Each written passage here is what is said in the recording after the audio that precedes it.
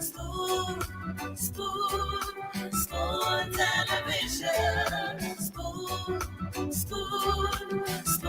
radio station. Spoon gonna tell you what is happening in Liberia. Spoon gonna tell you what is happening in Monrovia. Spoon gonna tell you what is happening in Africa. Just to spoon, you will know. If the children crying for starvation, just to spoon. You want to get a news update, my brother, to spoon. You want to know what is happening in Morocco, to spoon. Politicians want to make their decision, just to spoon. You want to know what happening in the ministry, to spoon. Yeah, to spoon. Yeah, to spoon. You from Vonjama, Maryland, to spoon. Yeah, to spoon. If you eat kepa, congratulate my brother, to spoon. You got a spoon TV, you got a spoon radio, to spoon. Yeah, to spoon. What? Yeah, Rastafari. Kilibaba.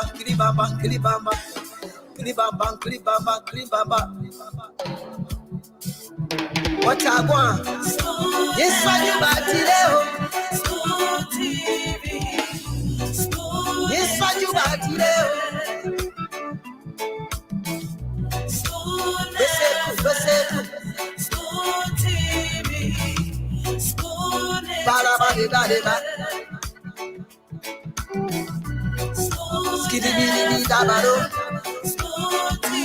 Okay, Liberia. Good afternoon, good morning, good evening to all of you across the world. Wherever you've joined us from today, of course, this is how we'd like to welcome you to the weekend edition of the program Spoon Talk. Of course, this is Liberia's premier show on radio and online. We live on Fabric Radio 101.1 FM, Spoon 107.5, Super 95.5, and on the different online platforms. I'd like to say welcome to all of you tonight. Let me say good evening to Dr. Richardson, James, and Leo as well. Good evening to all of you. Hello, Wilson. Good day, Leo. How you guys are doing today? Doing very, very, very well. I'm doing good from my end. Oh, that's awesome to good morning, me. Everything's still good. That's awesome to hear. Nelson, how about you? Yeah, I'm doing fine. I'm doing well. That's good. Yeah. I hope that our viewers and audience are having a happy Saturday, and they are doing just as well as we are over here. I'd like to. How you guys? I'm hearing. I'd like to welcome everyone to Spoon Talk. This episode. I'm sure you're going to have a great day today listening to us. We look forward to presenting a very spirited and interactive conversation today. I'm a little bit out of sync this moment because my grandson, I ordered a pack of pens from Amazon. Obviously, that's what we all are doing on this end of the world. We just order from Amazon. We don't go to the stores anymore. That's what I'm doing. But he uses my pen as his drumstick. I bought on one of my trips from Liberia, I brought one of those drums that you can, beat on. And so I can't find my pens. Every time I come into my office to work, he takes my pen and uses that to beat his drum. So I'm like looking all around here, looking for a pen. But, that's the joy of having a grandson, I guess. I'm like, so yeah, it's just like so interesting that he uses. The begin with make sure you deserve your grandma title. Yeah, that's what he's doing. Making sure that that title, that's Martin here. So it's good to be here today. Honestly, I think I was able to find a pen that he dropped on the floor. So I'm doing well. So we're gonna start. It is 4:05. We're waiting for our other panelists to roll in. But before they do, I'm gonna just kind of circle back to Nelson and Good Day. Leo, we're gonna ask Nelson and Good Day to just give us what is happening in Liberia, the trending news right now. I know today is a slow news day in Liberia, but whatever you guys have on the docket, you can basically just share that with us and the audience. Nelson, anything you'd like to share? And then Good Day will circle to you. Okay, so yeah, Dr. Rich is a couple of things happening in the country. Though today is Saturday, not too many formal events, but one of the happenings, one of those things that folks have been talking about is this report. Uh, Transparency International, a global body that is into fighting corruption and all of that, has a local chapter in Liberia called the Center for Transparency and Accountability. It's called CENTAR for short. Um, yeah, so they've been involved into advocacy and a whole lot. But quite recently, that was yesterday, they released what they call national, let's say, they did a report on the national budget from 2016 up to 2023. And so from their own report, their own assessment of the budget for the period, Centad at that occasion during the press conference disclosed that, well, the national budget for 2016 to 2023 have been marked by corruption with less impact on the ordinary citizens of the country. So according to them, there has been major issues, including corruption, abuse of power, that has made the national budget to have less impact on the citizens of the country. So there were a couple of things they outlined as well in that budget, in that report. But key amongst, in the midst of everything they were talking about, is that the national budget has made absolutely no impact on the ordinary citizens. Yes, it's just been about those in authority and so forth. So that's something that has caught the attention of some people, and folks have been talking about that as well. Yeah. So now, aside from that, following the violence situation on Monday on the campus of the University of Liberia, we saw a huge petitioning program that was yesterday from some residents of District 8, because the District 8, the current lawmaker of District 8 is the one who has been in the middle of this whole thing. So the former lawmaker, who was one time the youngest lawmaker in the House of Representatives, Ambassador Rufus Nuvia, who is now an advocate, he was petitioned by the folks based on what they call a field leadership and so on. Yeah, and so that's another issue as well. I'm sorry, Nelson, just to make sure that I get a correct understanding of the news there. So Rufus Nouvel, Mr. Nouvel, was petitioned to run to replace Representative Gray. Okay. Yeah. It was a little disconnected from me, but go ahead. Okay, yeah. So he was petitioned, especially, I mean, despite his service to the district, now he was removed by Honorable Gray. Now he got petition. His petition was actually trickled by the situation on the Capitol Hill campus. So it was like one situation resulting to another one and so forth. Yeah. And so that's for the district number 8.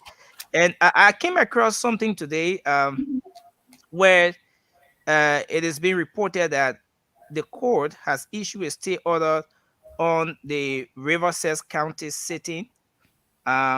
Is an article that I came across today, and it basically has to do with, all of those counties have their legislative caucus, and especially now that the folks have gone for a break, they usually have their county sittings and so forth. And so the court issued a stay order on the county on Riverside, the county sitting there in Riverside. Is a whole article right here. Maybe I should share that with you, Dr. Richardson. Maybe. Yes, please do put that in. Share that with me, Nelson, on WhatsApp. Yeah. Okay. I'm doing that. Okay, that'd be great, and then we can read that. It would be nice if you share with me the information from Transparent International as well, because that we didn't. I don't think. That's same time. Yes, same time. Yes. Yeah. That'd be great if you share that information with me. I did see the one with the partitioning program. I think you guys carried on Spoon, so I did see that. Yeah. Great. But aside from that, Saturday is more of weddings, funerals. So those are part of the training issues as well in the country. And walk about day. Yeah, you're right. Yes, as long as you do your work early enough in the day, you can go walk up. Well, that's how it used to be.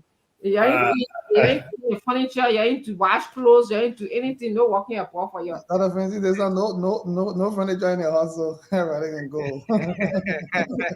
I know. Guys, I'm sorry, you taking me back to my childhood days in Beaumont, we had to clean up, and our walk-up day was to go to the swimming pool. We had one of the biggest and the largest Olympic-sized pool in Beaumont. And if we didn't do any of that, our parents never allowed us to go to the pool to go swim or play. So it's just, you just brought that to my memory. Okay, James, good day. What do you have for us? Today been like a real busy day for me, but anyway, I still follow. They're feeding it with a real serious school. And another thing I be where I get those I only show my stay. I can't be serious school. Yeah, now I be the one that actually all did is in his school. I'm like, my nation. I can't wait to give you a gesture. I joined our bar with. Good at like bringing the news. He took a deep breath when you reach him when he said, "I hope work to do." Good day, Jaha can give my students papers like all morning. I was trying to read because I gotta grade them. Jaha, we give it to y'all, gotta grade. So the child would say that I can sleep and I sleep too. And I get one professor just like you. My political science instructor, the professor. Every day that professor. Yeah. So I'm not like Dr. Richardson Good. So I do teach. I am an instructor at my master university. I give more quizzes, more short quizzes. So my class let me for that. No plenty assignment. No, we get a part that has to do with tutorial, right? We're doing political law. You have the class different and you get a tutorial different. She's kidding us with tutorial. Yeah, me. You can do your quizzes and all I want on your own business. No, you gotta get a major paper. There's one or two big papers I'll get. The guy experiential learning. Yeah, but some of the prof then, Dr. Vinci, the paper penny every chapter. Well, that's graduate. Yeah, you got it right, but we gotta grade it, so you give it to you. In fact, the professor that made me. I just reading the American Constitution over and over. That's right. That's a good thing. You'll be able to. Well, I can tell my children when I waste water on you might be able to recite some of the things. You might tell me who Sigmund Freud is, who Maslow is, who Carl Rogers. So you might just wake up, you'll be reciting things. That's how it is. Go ahead, Jim. You mean you'll be having nightmares? I did. I love her, right? This is a professor who can call almost everybody every day. Like today, she called me 3 times to make sure what I am doing, what she gave me. I'm like, boy, give my man. Good for you. Good In for my you. Liberian way, when she was talking, I spoke my Liberian English. Emola in my mouth. She said, James, what are you saying? I said, no, I just like your business. That's too funny. I know. She You know, said, once I Liberian, you just can't get it out of you. Sometimes I can just say, "Hey, yeah," because when I finish giving it otherwise, that's the day I can catch myself. I say, "Oh, I need like girl, yeah, man, hey, yeah, the children understand me." yeah, so there's this development I've been following in Liberia since they came up with a pronouncement. You know, there's a social fight now among Unity Party supporters. Let me take the other half of Liberty Party and carry an ally on them. Senator Yombly, Senator Lawrence, Liberty Party, and the Unity Party guys, along with the All Liberian Party. The clash is not easy. There's this news that is 90% confirmed that VP Boakai has picked Senator Jeremiah Kuhn to go as his running mate. We just left with 10% to finalize everything. What do you want to say? I said nothing. Go ahead. Good day. I said nothing. We just left with 10% to finalize, right? So there's this attack everywhere. People attacking Senator Lawrence. People attacking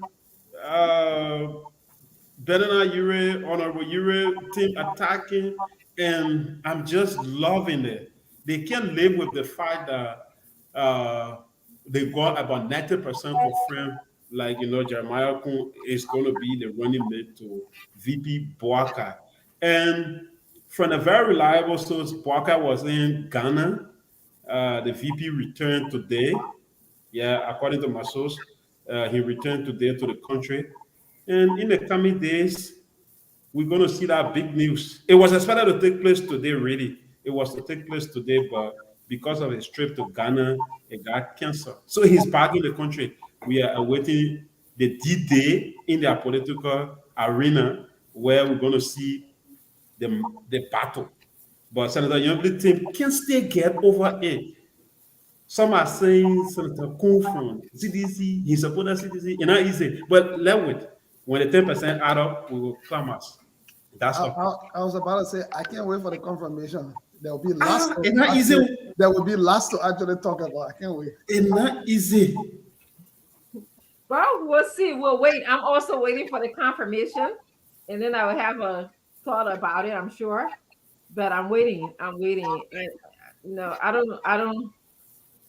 It's his choice, you know, but we'll wait and see. I want to welcome Al Hussein Fadiga to the show. Thank you so much for joining us today. Let me just go and welcome. In fact, I want all of us to do that. Perhaps, Leo, you can help me start to welcome our guests because they are a very important part of our conversation here today. And Al Hussein, you can also join after Leo stop. You can pick up, and then I will be the last person to welcome a few of them. So it's just because, you know, they're so important. They took their time off to be here today, just like we took our time off to be here today. So let's do them the honor. I will start with one guy that always on my case. He always coming there against me. My man Tipo Speaker Dempster. Welcome, Tipo Dempster. Welcome to the show. Good to see you. You're here. And our own Omar here, Councillor Pierre Brambu, is also watching. Yes, welcome. Honorable Fadiga, you have to go out and come back. There's a sound for you. Okay. I got Josh Cooper is also watching us from Canada. My own man, George, welcome. Julie Jasper, Momo Gray, James Dennis is watching us from Painesville. We got Michael Zelli is also watching us. Ziema Gabo say he thinks he's watching from Zozo, so you'll have to let us know where he really thinks. I don't know. Josh Maxwell Coel is watching us. Gregory Banner is watching us. J. Alex Robinson is watching us. J. Alex Robinson is watching from Australia, and Gregory is watching from Georgia Estates. Wow. We have we're traveling. We're traveling around the world. Jay Wuleb Panon is watching us from Des Moines, Iowa. We have Mary Pratt watching from Atlanta,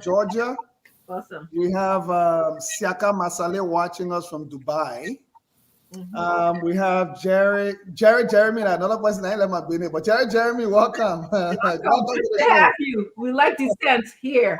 We love you being here to sharpen the debate. Yes.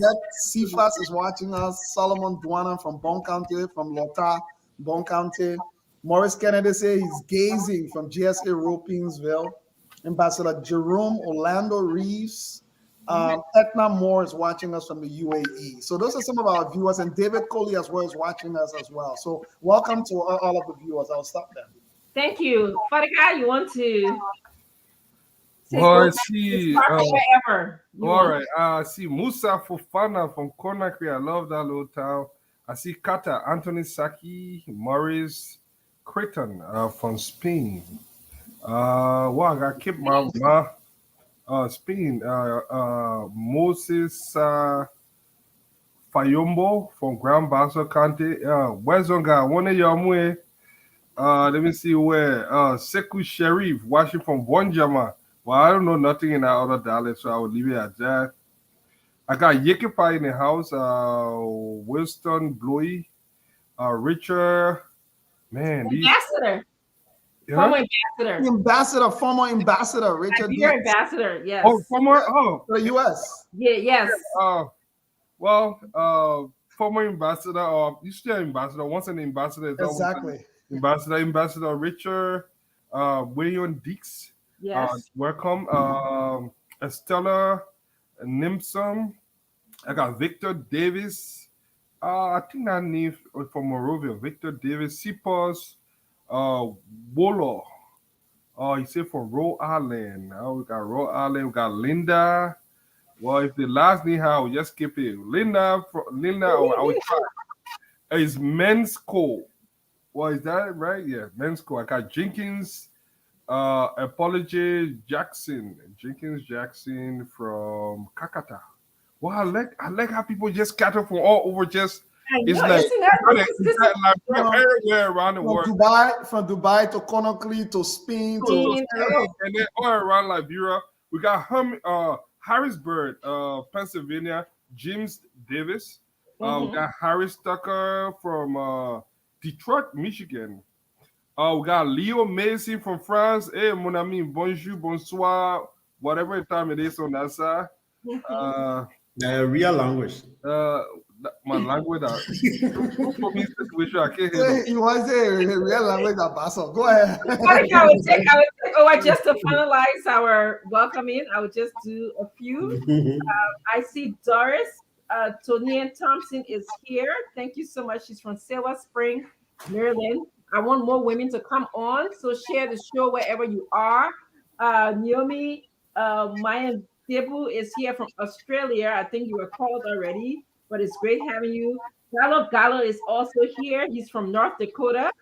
Paul Pa Jebo is here from Rhode Island. C. Sakba Boa, he's here watching us from Chickatown, Liberia. Let me just see. Emmanuel Baka is watching us from Monrovia. Kenyatta Wia is watching us from Seattle, Washington. Gabriel Pupi Mao is watching us from Edmonton, Alberta, Canada. Where you nearby, Leo? Vincent Fortis Sheriff is watching us.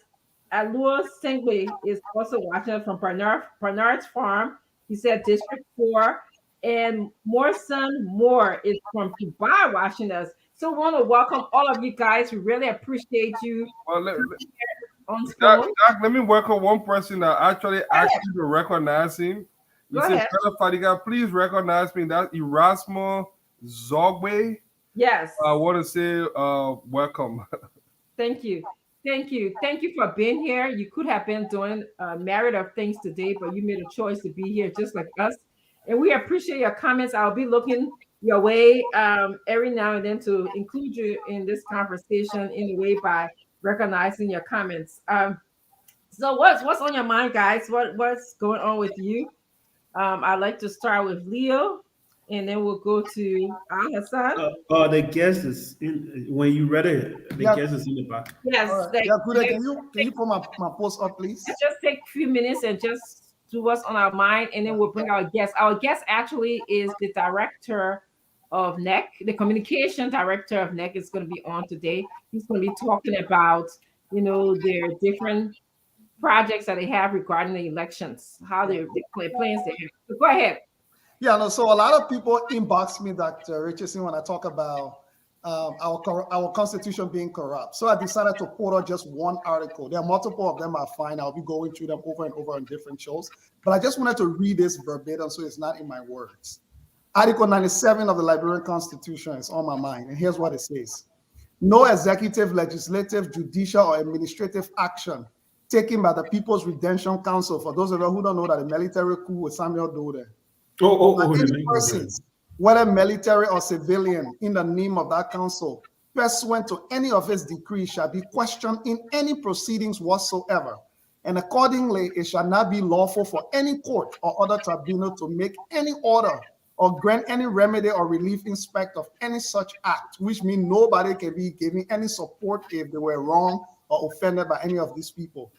B, say no court or other tribunal shall entertain any action whatsoever instituted against the government of Liberia, whether before or after the coming into force of this constitution, or against any person or persons who assisted in any manner whatsoever in bringing about the change of government of Liberia on 12th day of April 1980, in respect of any act or commission relating to or consequent upon the overthrow, underline our word overthrow, of the government in power in Liberia before the establishment of the government of the People's Redemption Council, the suspension of the Constitution of Liberia of July 26, 1847, the establishment, functioning, and other organs established by the People's Redemption Council, the imposition of penalties, including a death penalty, or the confiscation of any property by or under any authority. I'll stop there, James. I'll stop there. Okay. Take it down. This is what's on my mind. If you read a document of this nature, saying for even executing people summarily, they also say for confiscating people properties. Dr. Vincent, just pause for a second. So today we got some of the crises in Liberia because people properties that were illegally confiscated during the military regime today, people are still holding on to it, saying it's for them, when the rightful owners are alive. They went as far as saying for overthrowing the government. How is that language even making its way into a constitution? For the word overthrow in democracy is illegal, just the term overthrow by itself. Then they didn't stop there, they went after the victims. They said nobody who was victimized by the situation shall be given any remedy whatsoever by any. So you don't want to exonerate yourself, that one thing, but to say then also even the government of Liberia cannot pay any reparations or any legal liabilities to people who were victims. That's one article. I'll be pulling them out one by one. So what's on my mind is this fundamental issue. This is why when you hear people like Senator Johnson arguing that nobody can bring war crimes court to Liberia against them, because there's a constitutional grounding in it. How can a document like this produce a good governance process as we continue to fight? And our legislature is paying no mind to it whatsoever. Kenya just changed their whole constitution. They changed the entire constitution so that now magic, it can be done. Other countries have actually done it. So that's what's been bothering me. Thank you so much for sharing that information with us and Liberians at large. That was impactful. Al Hassan, Mr. Fadiga, what's on your mind? Well, I had so many things in my mind, but Leo comment kind of threw me off. He always likes to use the word. What's the word you use? I don't want to borrow from you. It is what the word you say? The Constitution is what? Corrupt. I said it's corrupt. Corrupt. I don't think it's corrupt. No document that is law of the land is corrupt. It is never meant to be perfect. Even the United States Constitution, it is not a perfect document. There's always some things that give and take. But when I question your age now, then you can say, oh, you let it talk about age. Don't see them say you have got small age behind me too. I'll not want doing the correction time, so no problem. Yeah, but let me say this since you brought that up. There's so many pieces to that puzzle that you fail to realize. When the PRC came to power, they came under the pretense that there have been almost 145 years at that time of one party dominance. There were a lot of people that felt marginalized in the country. So in that time, when they came to power, they felt that it was the right thing to do to liberate the country. Well, whatever transpired after that is up for grabs. But You have to understand the mindset of those people that did it. And they were the majority. I'm telling you, because Liberia is a predominantly native country. The American Liberia was a minute portion of that society. So it was not something that was unpopular at that time. So there's a good reason, but I won't go into the history of that, to tell you. But yeah, I'll just, I just thought I'd share that light, and then I'll jump on the budget. I think, I forgot the other young gentleman. The one I read is something. He said the budget going back to 2016. Nelson, it was Nelson. Yeah, Nelson. Going back to 2016, even though it has increased, but the Liberian people still suffering. The budget was almost 200, almost 500 million. Well, it started at 60. Ellen came at 64 million. She bumped it up to 500 million. And Papa and Mama were taking something home. Now, Samuel Tuwe economy has taken it up to almost $1 billion. Nobody knows what they are doing. But some of us that have been following the trend, we know exactly what is going on in Liberia. These guys are borrowing. And they keep borrowing more money to add to that budget there. And this is a means to put money in your pocket. They borrow, carry on these vain projects. We're all doing no feasibility study. We're all doing no need assessment. They put out structures here and there. These are means for people to steal. At the end of the day, we'll look at a country that is indebted into the tune of over $1 billion, and you will not find those things to commensurate those projects that they carry on. So you will just see the heavy money that we in the next generation will have to pay. But when you look around the country, you will probably see 4 horses that were built in where? In Grand Crew County. 4 horses that were built for people on the Invisible Park, this other park here. And when you put the money together, they won't even read half of that money, because they elevate the prices for those things just so they can get money. And that's how people steal. There are so many countries that we can use as an example, even though because of time we're not going into that. But I thought that was an eye-opener for us, that these guys keep borrowing, the budget is going up, but the people are still suffering. So what is happening to that money? Where is it going? Are they spending it on recurring expenditure? Are they putting it in their pocket?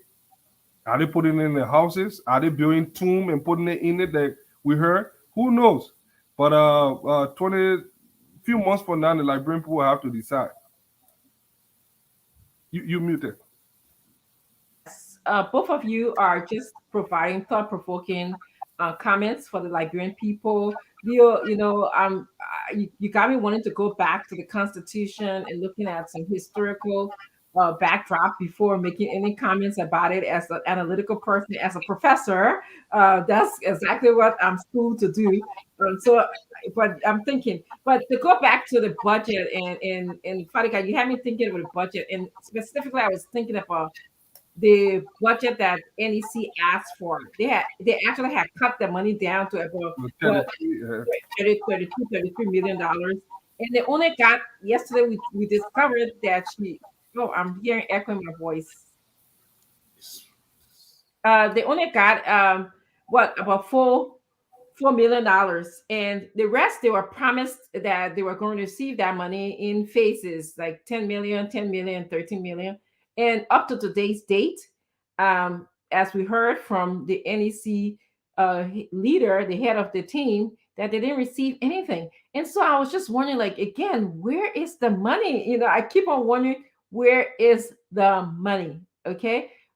This is such an important thing to our democracy, to make sure that people are ready to vote, to make sure that we have jingles out there, to make sure that people are being educated. We just brought this whole biometric thing outside for our people to use, and they don't even know about it. So it just got me worried about what is happening to our democracy, to our country. So I'm glad that we have the NEC communications director here today. He's probably can let us know more information about, the timeline for our elections. Do they have enough money, enough time? So this is where we are. But, and then I saw a picture. I just have to speak about this lastly. Goes again, where's the money? There was a dark hallway at the legislature. Their building lost electricity. to me, that was very low in being dignifying our leaders. Very, very low, that they don't even have money to put electricity in the building. So having said that, I'm going to stop. We're going to have our guest come in. Mr. Henry Flomo is the communications director from NEC. He's going to be here today, Liberian, speaking to all of us. He's going to come. We're going to have him introduce himself, and then we're going to do our rounds of questioning. Please bring in Mr. Flomo. Good day. Thank you. As soon as he's seated, I'll bring it in. Okay. Yeah. I see. No, not him. He will soon be seated. Okay, so we have Mr. Aziz Zan is here too. Yeah. Can you tell me? Okay, I'm sorry. I was expecting. The director of communications will be joining us shortly. He was just here. He went out. So they are both on the show. Oh, okay, they're two. Okay, I apologize, Mr. San. I'm sorry. I just got one information.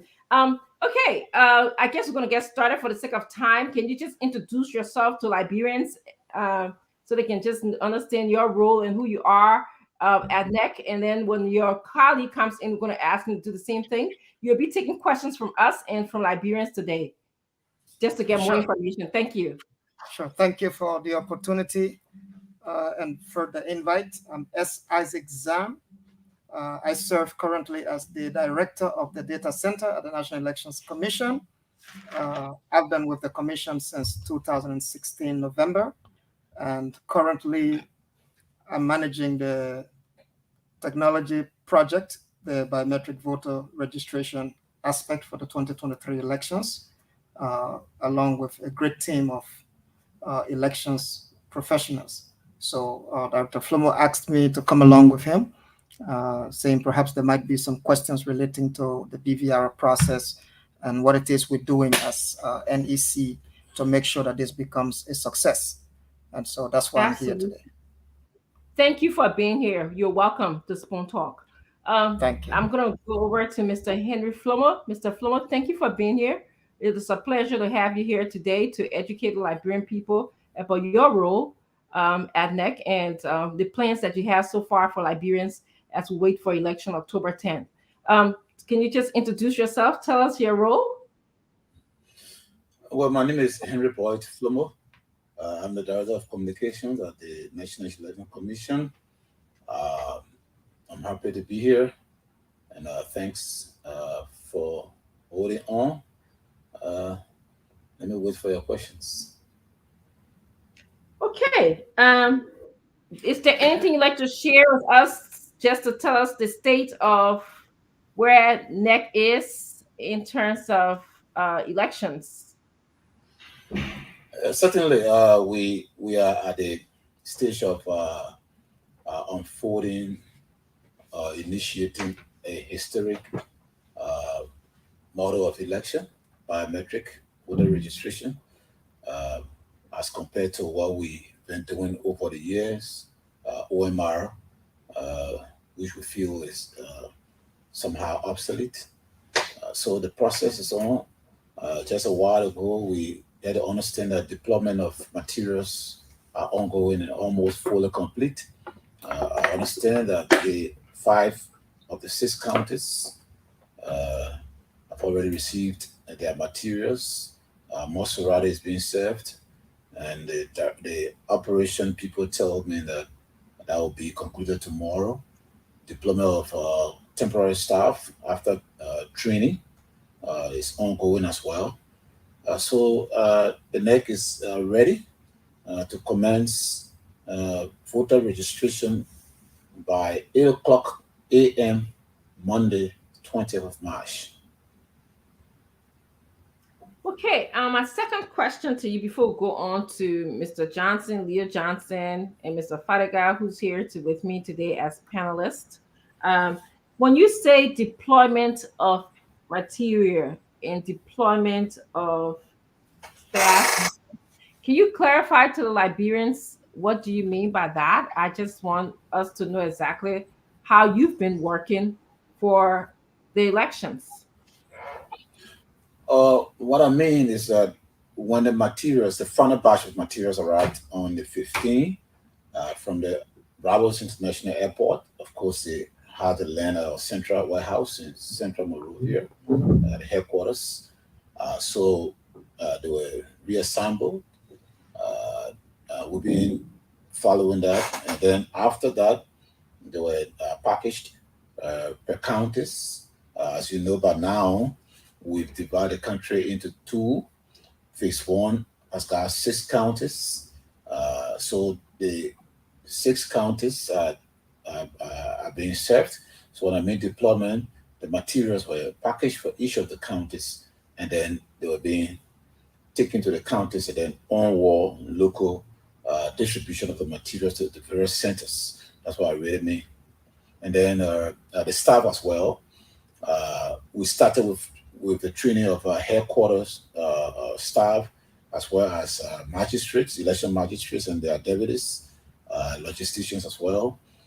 And then we move on to the training of electoral supervisors. We do cascading training, meaning you train the upper train, and just so that the layers go down. After that, and then we train the general temporary staff, which ended yesterday. So their deployment is also ongoing. Like for instance, CNJ conducted their training. Cape Mod conducted their training in CNJ, for instance. So you have to now deploy them. For instance, some will go to maybe Tenny, Rapper Sports. If you go to Buchanan, some will go to Lab 1, 2, Compound 1, Compound 2. So that's the kind of thing I'm talking about. So by the time before 8 o'clock Monday morning, they will have set up the materials.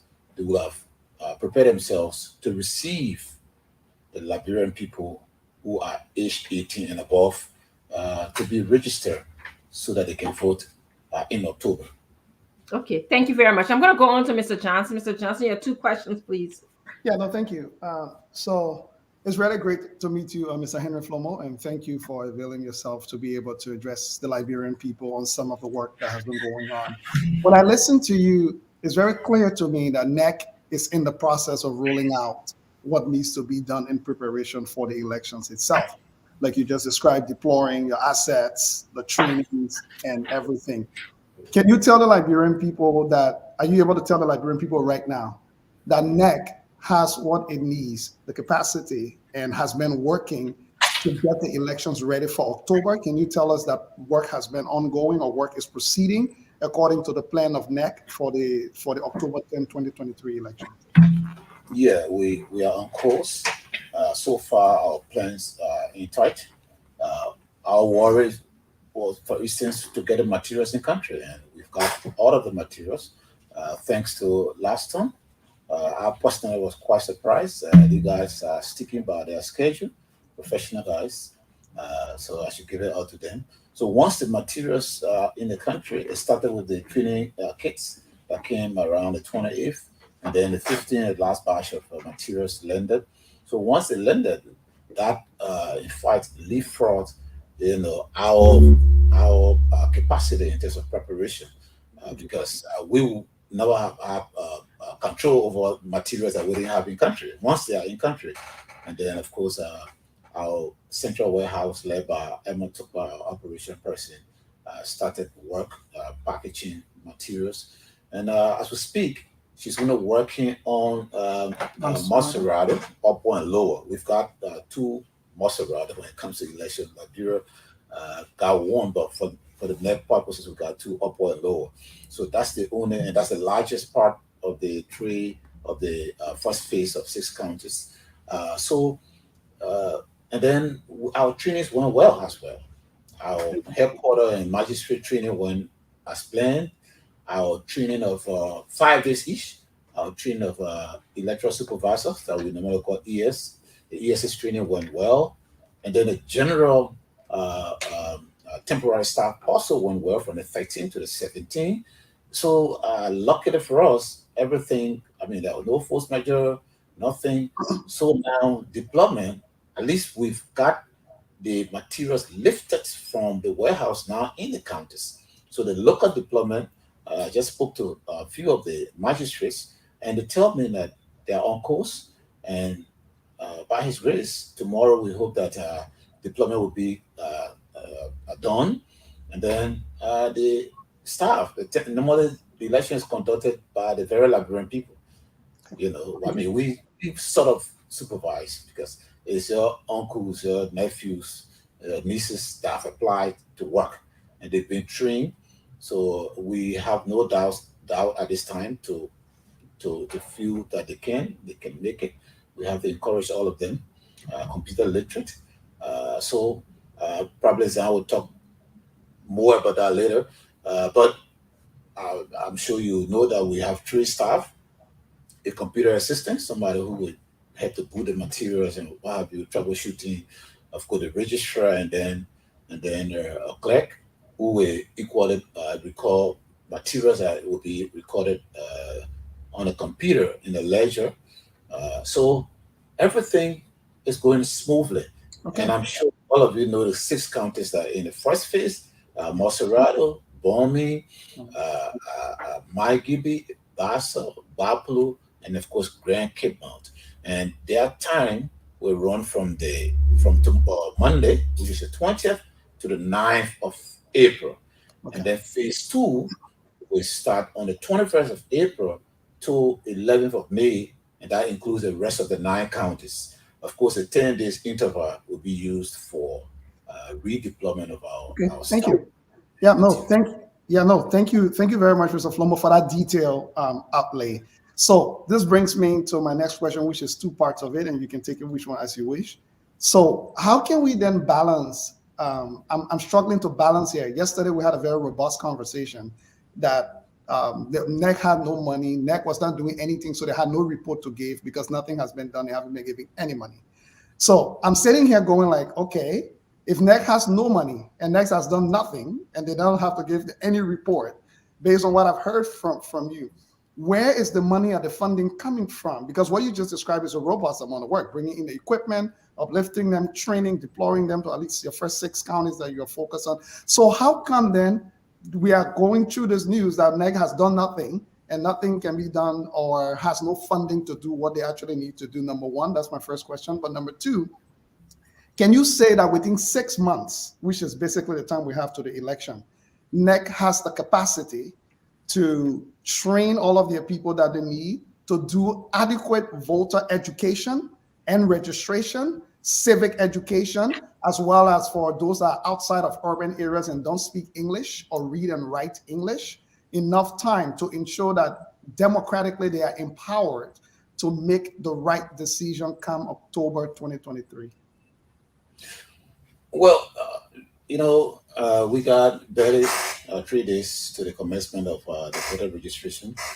I think I would rather remain on the side of, on the positive side, so that I don't discourage our people who already, just by hearing biometric, there was voter registration now, you see biometric voter registration. So that B alone is confusing a lot of people, thinking that it's something extra or different. So I would love, as a communicator, to focus on my area of educating them to turn out beginning Monday morning. Okay, so yes, there could be issue of money. That should be.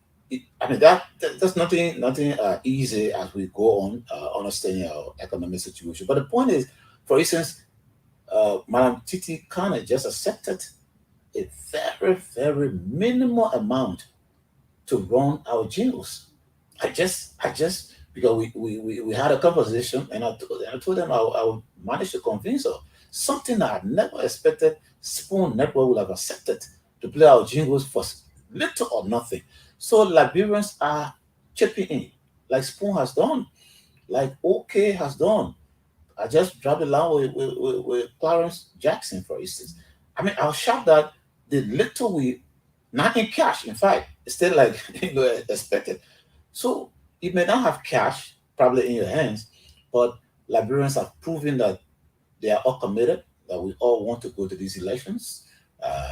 Because if our people are not educated, if our people are not, at the point of being aware and knowing that they have to register before they can vote in October, we'll lose it all. Yeah, so forgive me, I wouldn't want to dive too much into the issue of cash, yeah. But again, well, at least you can say, Mr. Flomo, that you're working. Let's put it that way. NEC is yes, working to try and get elections going. And can you also confidently and I'm say here, in 6 at this months? hour. In Liberia now is pushing 9 o'clock. I'm here. It's only an hour here. We came here basically on our own with our own private vehicles and what have you. So we are sacrificing. As I speak to you, young Liberians are being deployed in the bushes, in the faraway distances without the first penny. They sign a contract that they will be paid. Yeah. They didn't reject being deployed. That's why people said it would be like maybe other entities that no, NEC has a history. So people are being nationalistic, people are being patriotic, and you guys are being patriotic as well to even get us on, free of charge.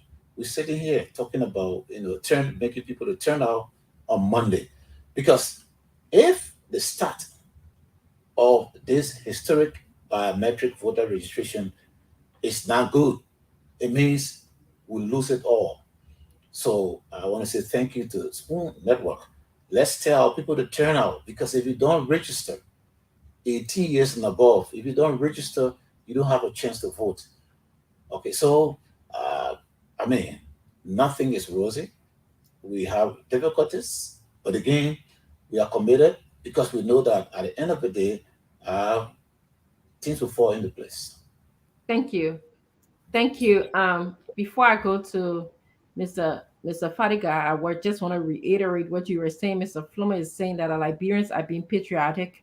Spoon has offered to run the jingles, encouraging people to come to vote. I want to thank Mr. Weatherspoon and his family for allowing the Liberian government, NEC, to use this platform to educate Liberians about voting. That's such an important democratic tenet that we have to exercise.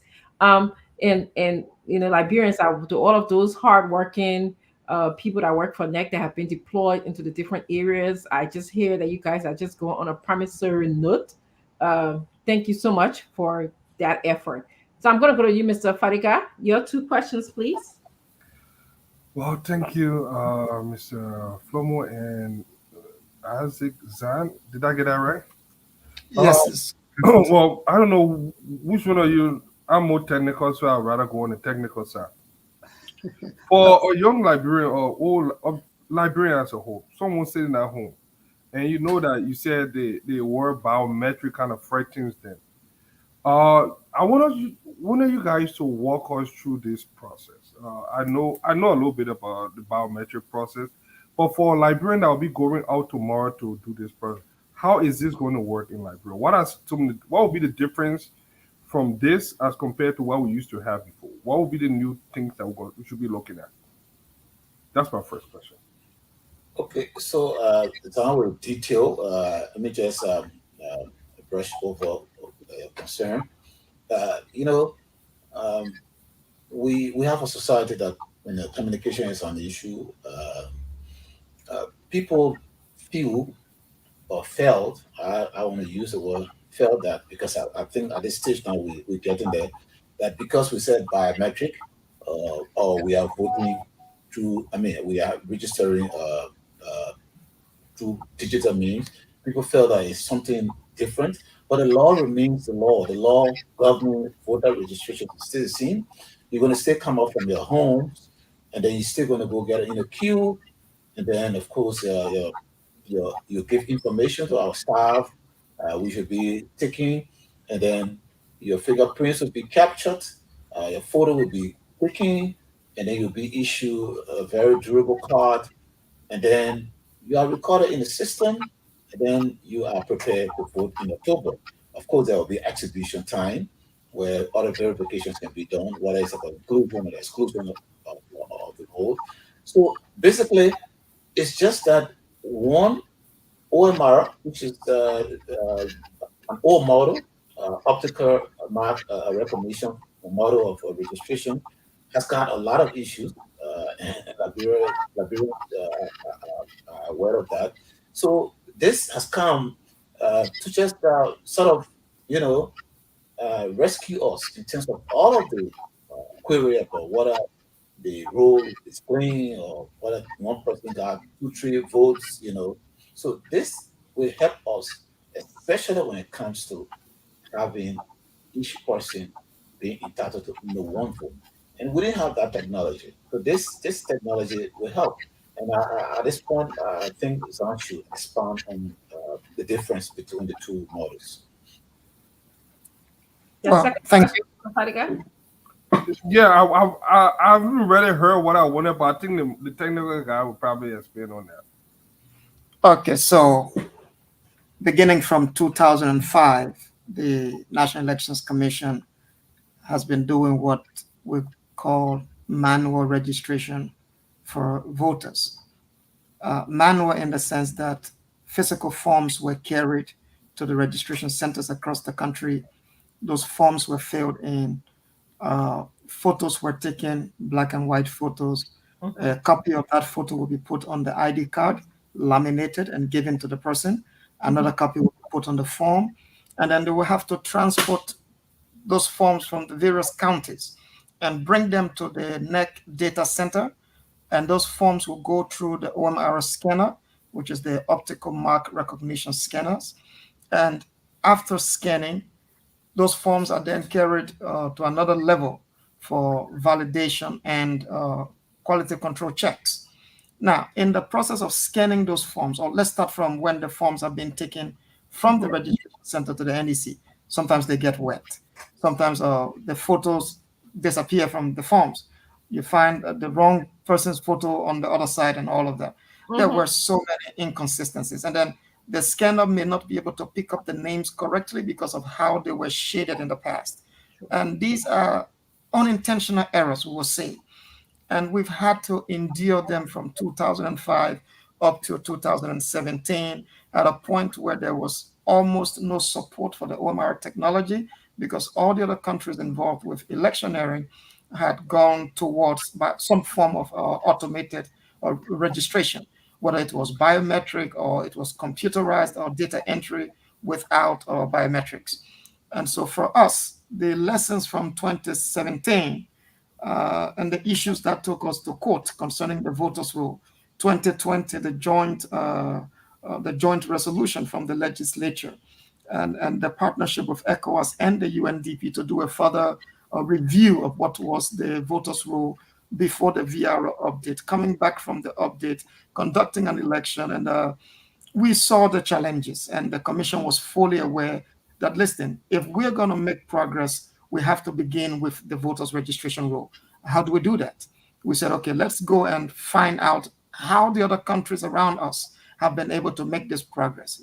And it's not easy when you're starting, but then the advantage we have with starting late and being so far the only country in West Africa to be introducing this at this point in time, after all the other countries involved with the process have done so, is that we have learned from their mistakes. We've learned from the challenges they've had. We've learned from how they made corrections and made progress. So when we came back from the elections of 2020, we said, listen, there were no much contestations around whether the records were accurate enough because we did due diligence sufficiently. But we still said to ourselves, we can no longer use OMR for the sake of integrity, for the sake of delivering credible elections to the Liberian people. What do we do next? We must do biometric voter registration. So we drew up a roadmap. The chairperson of the National Elections Commission, Madam Deveta Brownland-Sana, after the elections, from the lessons learned that we had in Buchanan, said, listen, we will go biometric. And she set up a committee. That committee did a roadmap study. Let me just give you the history, and then we'll go into biometric. So we did a roadmap, and we said, listen, this is what we need to do at this time. This is what we need to do at this time. But in any case, we cannot use OMR technology. It is either we're going biometric or some kind of computerized method for data entry. Let it be that if Isaac Zan is registered at the point of registration, there is no need for his data to be sufficiently altered, whether mistakenly or by some form of negligence from the field or by weather condition and all of that. Let's find a way to fix this once and for all and redeem the integrity of the institution and give some credence to our democratic process. So we did the roadmap. The UNDP and ECOWAS came again and said, listen, we want to partner with you to make this thing a success. Where do we go next? The roadmap recommended a feasibility study. We went to the feasibility study again, NEC, ECOWAS, and UNDP. We did the feasibility study. We were able to consult with ECOWAS, the team in Sierra Leone. We consulted with the team in South Africa, the Gambia. We had people go there to see what was happening, because at that time, Gambia was also doing voter registration. And then we came back to a conclusion with the international partners, the political parties, that listen, no matter how much it's going to cost this country, let's do biometric voter registration. And we went to the Senate. There were some concerns. Do we have the capacity? Do we have the expertise to do that? And I tell you, you're never going to know how to swim unless you jump into the river. So NEC decided, listen, we're going to jump into the river. We're going to learn to swim.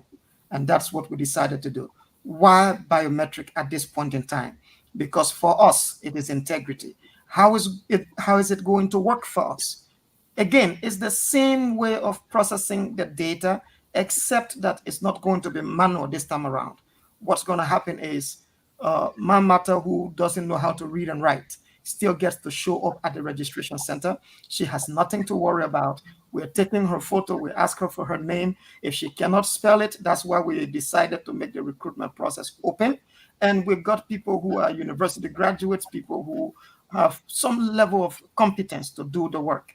And beyond that, the GIS team at the NEC, which almost is the first to step out there when we talk about elections, were able to pinpoint the kind of data we wanted in terms of the counties, the cities, the localities. And so when you get to the registration center and we ask you, where do you live, or which town, or let's take Montserrat, for example. You say, I live in Painesville. They say, where in Painesville? You say, Tinkers Village. Nobody's going to type Painesville. It's already just available to be selected. So we reduce the burden on our staff. We reduce the need for so much pressure, even for those who are going to be registered. So if you say Painesville, we say, we're in Painesville. Tinkers Village is also in the system. So we're asking you, our staff, to simply type the person's name, type in the date of birth, ask for mother's name, father's name, if they are alive. If they're not alive, you indicate that to us. If you don't know, because we're in a country where a lot of information is not available. A child gets born today and may not ever know the name of the mother or the father. These instances are available. So we envision all the possible challenges that our people would have in the field, challenges that Liberians also have, and we incorporated the solution into that system. So it's no issue at all for those who will be showing up to register. The major thing is, give us your name, give us the date of birth. And we've also told our people, there are people who don't know when they were born. My grandmother is still alive. I tried to find out whether she's in her 90s or she's reached her 100th. She's been old for so long, and I can't pick up her age. So if she went to register, someone's just going to put in a year asking her in which president time you were born and figure out something. So we made it so simple. We made it so easy. The biometric feature of it is that we are collecting photos that are colored, clear photos, and we're using the ICAO compliance standard, because these photos will be subject to deduplication. And then we ask you just for the 2 tones, so we don't have to take too much time collecting the data. Why are we doing that?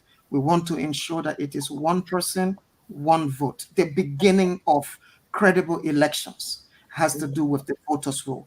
Beyond the election results, if I got one voter card that is valid, I don't think observers will be sitting in the room and allow me to come back again to vote. So the process begins with the voters' roll, and that's why we're taking this step.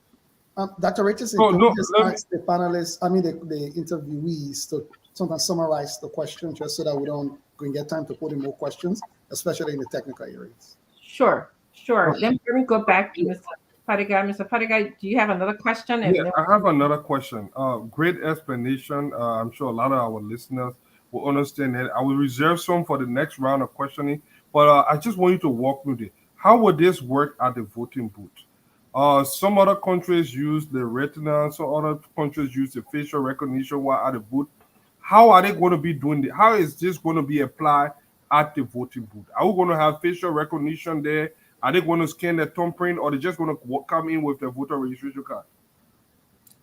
Again, everything we're doing is guided by the report that came from the feasibility study. It was agreed that the kind of expertise needed to execute this project was of concern. Do we want to roll out too much technology at the beginning of it? So Dr. Michael Yard, who is an elections technology expert with more than 28 years of experience, advised the partners, the political parties, and the NEC saying, look, listen, if you're going to do this, make sure you get the voters roll right first. Let it be the first thing you do. So I'm saying to you, on the day of voting, we're still going to go through the manual way we used to do it before. But for the production of the voters roll, we are saying, let's ensure that it is void of any instance of duplication. How do we do on election day? The voter registration card that's going to be issued beginning from Monday will have a QR code on it, a barcode. Now, in that barcode is a method for verifying a person's ID or the authenticity of the card if an issue arises.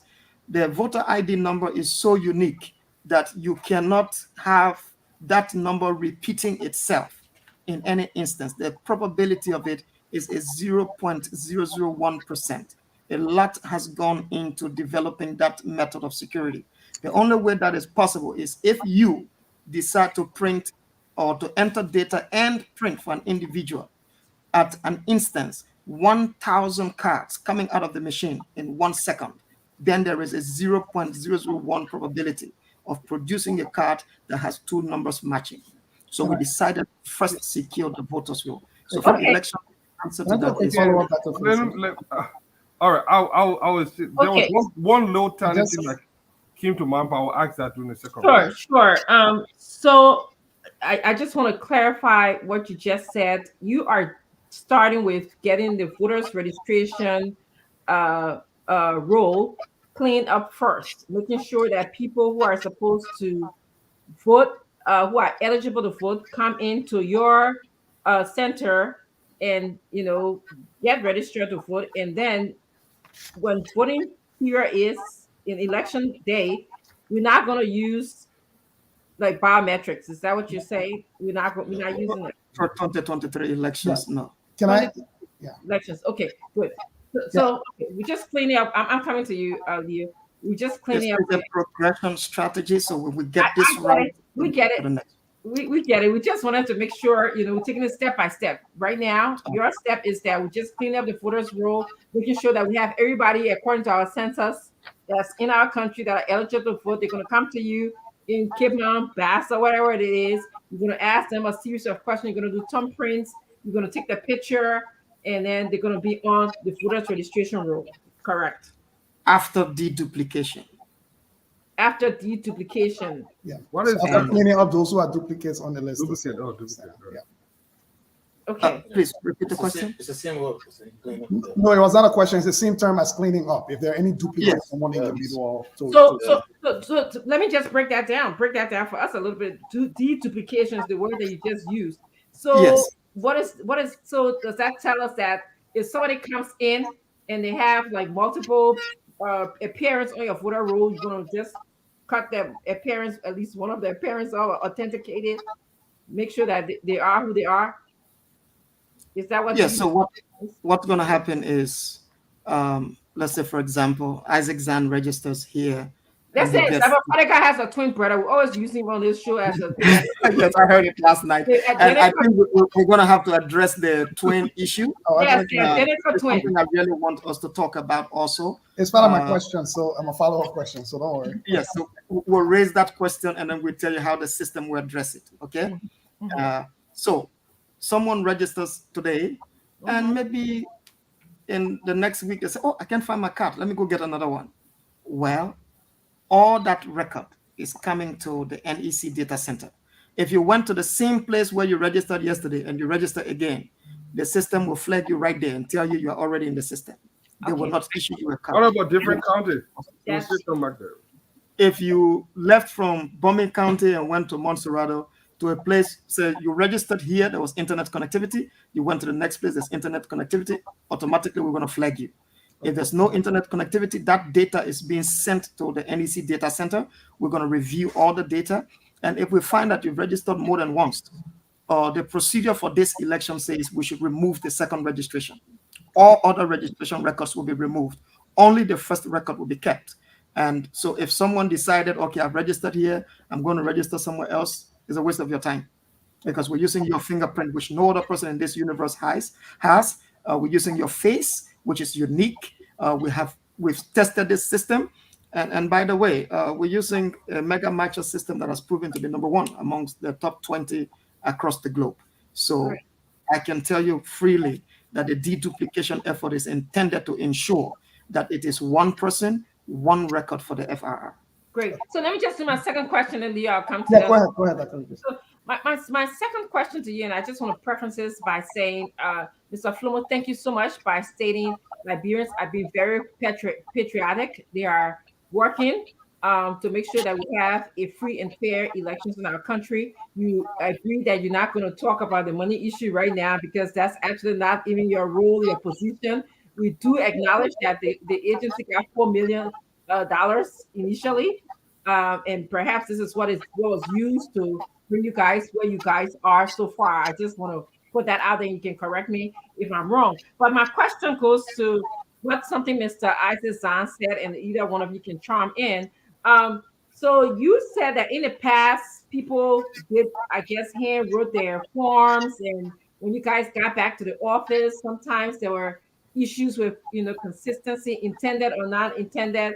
Maybe the pictures got removed, their scan couldn't pick it up or anything. So are you telling us now that everything is going to be computerized? Like, you're going to type the information into the computer, it's going to go straight to a database in Monrovia or wherever your center is, where it will be held, instead of you guys trucking a box back to Monrovia where somebody got to sit down and put a data in? Is that what you're saying? Everything is going to be computerized? If that is the case, I have some concern about this. What if you guys get a glitch in the system? Like, what if our country is not electrified? Is likely that in the uploading process from Grand Bassa to Monrovia, current go, will that finish? What's going to happen then? Going back to the OMR, it was a difficult kind of system. Shooting, assuming that you shooting, say, Henry, and then by the time you shoot it HEN, and then you skip a single block, then I mean Henry, that HEN becomes a name all by itself, and then it's no longer Henry. If you start to shift from the nice and going on, you are spelling another name. So it means you have diluted that person's identity record. Instead of Henry, it become Hen, and then going on. So there were a lot of problems, like maybe even bringing the materials to headquarters. Some would fall. A lot of issues. So there were names that were omitted, that were inadvertent. But this is politics. People will feel that, they targeted this person or whatever. No, even the pictures could drop from the phone. So this one is, a registrar will be sitting with a computer, that is mounted, that is customized, against how we speak more to that, customized for us, and we type your particulars. So, but even at that, a registrar will still recall them in a ledger. But it's safe in a way, that's some of the digital part of it. So it's safe in a way, and then you can refer to it easily. So yes, it's transported. Assuming that Zahn will come up with his own roadmap as to, probably, if you don't have internet at the time, you can transport it later, or if you have internet, you can transport it, if you want, immediately. That's another way. And you don't necessarily need electricity, because it's customized with its own, each of the devices customized with solar power. So a lot of advantages, and I think it is sufficient to allow our people, to go and register, and like you said, the voting will be manual, but by that time, we make sure that one person, one vote, because that has been some of the biggest issue. It's an issue of trucking. You go, so register comes, and then you're doing manual deduplication. Thousands of names. doing manual deduplication. It's just not possible that you capture everything. This one is digital. It's easy, you know. So by the time you get to October, you get to know that each person will come and just put one time, and the parties have endorsed this. They've been following, like Sam was giving the historicity. They also involve the parties. The political parties are primary stakeholders to this entire process through the framework of the RPCC, the Inter-Party Consultative Committee. So along the way, they have endorsed everything we're doing, so that by the time we arrive at the FFR, which by law should be produced not less than 60 days, 30 days to the election, everyone would have accepted. And I'm not saying that losers without complaint. I think that's just part of mankind, but at least the complaint will be minimized. Okay. Thank you, Mr. Flomo. Though I don't think my question was quite answered, but I'm going to move along, and I'm sure one of my other panelists will pick it up. Mr. Johnson, your turn. Your 2 questions, please. Yeah, thank you. So my first question, I'm going to go mostly from the technical side when it comes to data integrity management and laws. The Republic of Liberia has none. We have no laws, no ordinances around data management or around biometrics. So the Electoral Commission becomes the judge, the jury, and everything for data that is collected, which is a problem when it comes to data integrity, where one agency is building a system exclusively for that agency without anybody having a direct oversight or laws or principle that guides the operation, management, storing, and usage of that data. So my question is, what is the NEC drawing on to guide how this data that Liberians can be assured that the privacy of their data is managed or the manipulation of this data is not used if NEC in and of itself is the judge, the jury, and everything? Because before anybody investigates NEC itself will have to go into the data and be able to draw the information to provide it for any investigation, because there's no, as far as I'm concerned, there is no oversight of that data management from a technical expertise area, unless if the legislature is having a hearing, NEC will have to be the one to produce the data for which they can be evaluated. So how can you tell me that this system is transparent when it's not operating under any framework of our constitutional laws, that we have not involved our laws to even include a system or a process like this, and we are rolling it out for the citizens of Liberia? Yes, let's start with the integrity aspect first. There are a lot of people that I know working at the National Elections Commission who will not compromise or tint their own character, not for any reason. 1. 2, there is a data access and control policy for the National Elections Commission. When we decided to move towards biometric, one of the recommendations in the feasibility study report was that the NEC should develop or improve upon its existing data access and control policy to ensure that people build more confidence in the management and control of this data.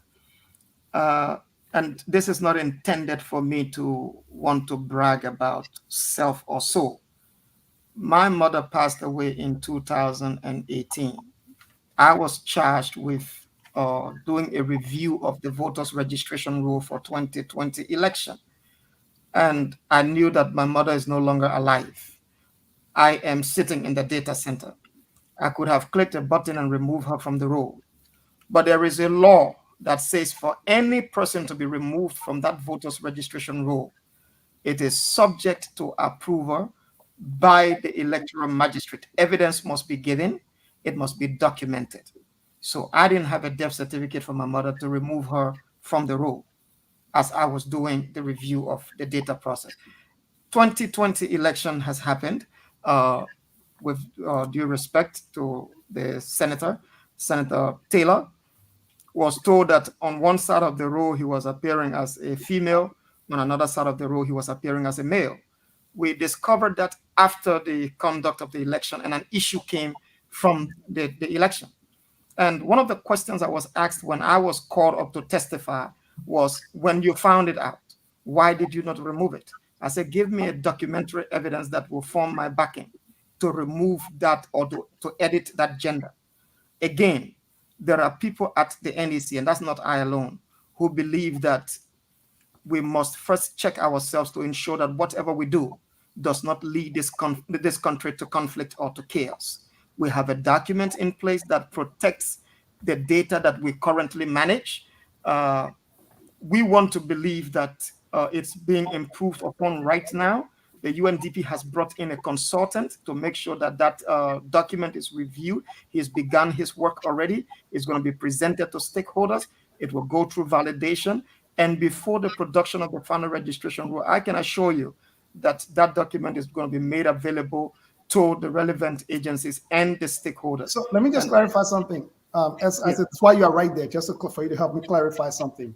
Are you saying to us, and from what you said, I thank God that someone like you who is you can trust, and you trust yourself, and I check your own integrity is there.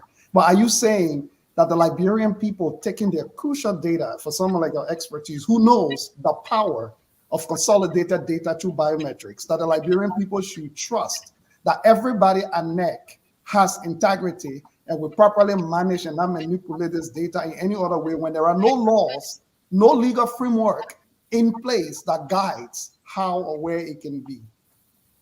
I think the point where I made reference to me sitting in the data center was to tell you that not just I alone, there are people in the NEC who are careful, or should I say mindful, of a potential repercussion of their actions. And I also went on to tell you that there is an existing data access and control policy that worked for us for the optical mark recognition kind of data that was being collected. Now we're progressing towards biometric. The UNDP sponsored feasibility study report recommended that this document must be improved upon so that people can have further confidence. You're talking about biometric data that's going to last for life. That is, someone who gets to register in 2023 does not need to register in 2029 elections. Do we want to say that that data can just be sitting somewhere because there is a person or a certain Isaac Zan that the Election Commission trusts, so it doesn't have to bother about setting in place some policy? I'm saying no to that. I'm saying to you that there is a policy document that's being worked on, and I can say to you that beyond Isaac Zan, there are people who hold crucial positions at the NEC, even people who are security officers who are careful that whatever we do will have an impact on the country. So respectfully, respectfully, you're still not answering my question. I'm not saying policy. A policy is a policy. Do we have any laws? Policies don't rise to the same power as laws on the book. Do we? I don't know. I'm just asking. Do we have any legislation or laws that are in place beyond policies of NEC? Because the policies you are talking about are NEC policies. Any laws on the book? I could just come to that.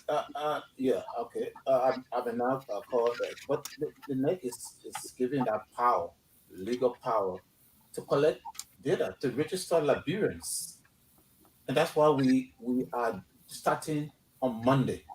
So you may have some relevant concerns, but these things can be raised. That look, though the Constitution created NEC. NEC is a monetary institution created, a creature of the Constitution. So you can seek amendment, but until then, NEC has the legal power to collect data, to register people 18 years and above for the purpose of making decisions as to who becomes a leader after every 6 years or whatever position you're going for. So, I mean, your concerns could be legitimate, but until the laws are amended, and NEC remains the sole institution to collect such a data. And this is why if you follow, and maybe Zan will expand on it, if you follow, there was some, some back and forth between NEC and the NR. You know, I mean, one was arguing that, look, this is my constitutional duty. And one was saying, look, yeah, though you are doing certain article or whatever, but when it comes to this aspect, I have the legal right. And this is why NEC prevailed. I mean, I'm not saying that there's no need. I just want to correct something before Azizan comes in.